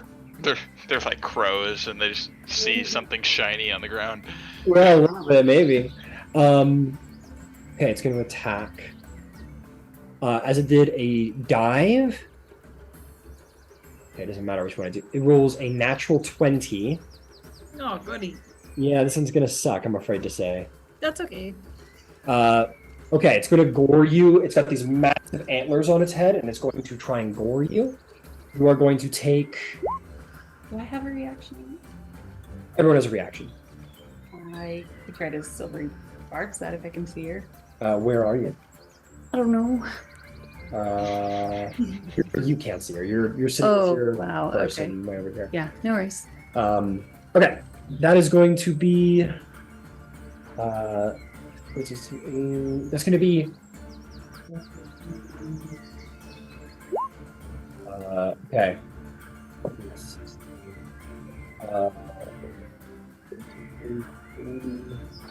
That is going to be 42 points of piercing damage. How many did you say? 32? 42. 42. Oh my I'm going to just double check my math here because that is pretty damn high. Okay, let's see. Sucks I'm not raging. Yeah, so that's 8. That would have almost one-shot me if it would have hit me from Yeah, full health. Yeah, no, that's right. That's 42. That's right. That's correct damage. Charges in, absolutely just tears a piece out of your chest with these massive, just sharp horns, and it's very much like a can opener sound as it attacks you. And then it is going to attempt to rake its talons through you. Very much aiming directly for your chest as if it was going for your heart.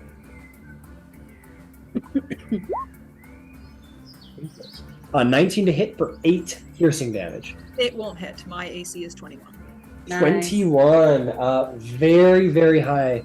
You get your shield in the way, and it tears down the front of your shield, leaving these massive scratch marks, but doesn't harm you after that.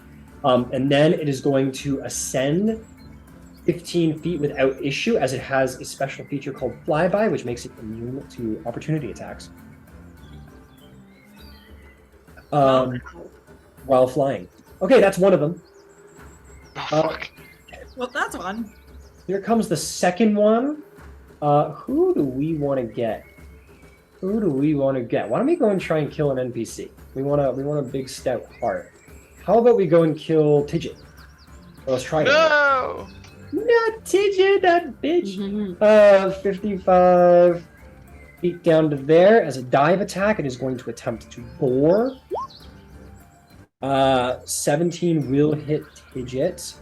That's going to be 17. 22 damage. Okay. It flies down. It just puts its horns right into Tidget's chest. Tidget falls to the ground dead, and it tears the heart out of her chest. I would let these guys go to death saving throws, but she doubled over the max hit points, and you see that the thing very, very much tears the armor apart, the chest apart, and then grips the heart in their chest with its teeth and rips it out, and now has Tidget's heart in its mouth. It is going to use its last 5 feet of movement to begin ascending once more. Okay, next Praeton. This Praeton is going after... Why don't we go after Aoife? Aoife's probably got a pretty cool heart. Whee! 55 feet. We're going to do a dive attack on you. Alright, here they come. That's 21 to hit. Are you there, Aoife? Okay, you're getting off the hook, Aoife. I'm going to send him after you, Eravir. No, you ate this there. Well, if Aoife comes back, I'm going to send the other one after. It's just... no worries. Yeah, go for it. So 21 to hit? Shield and it misses. It comes flying down at your employer, who begins to lean back in fear, and you produce a shield up, and the Praeton bounces off of it. And then it's going to try and stick its talon into your chest if it can, Eravir. Okay. It is for blood. 23 to hit. Oh yeah, that'll do it. The shield shatters, and it digs its talons into your chest, ripping and tearing for 10 damage. Oh, okay.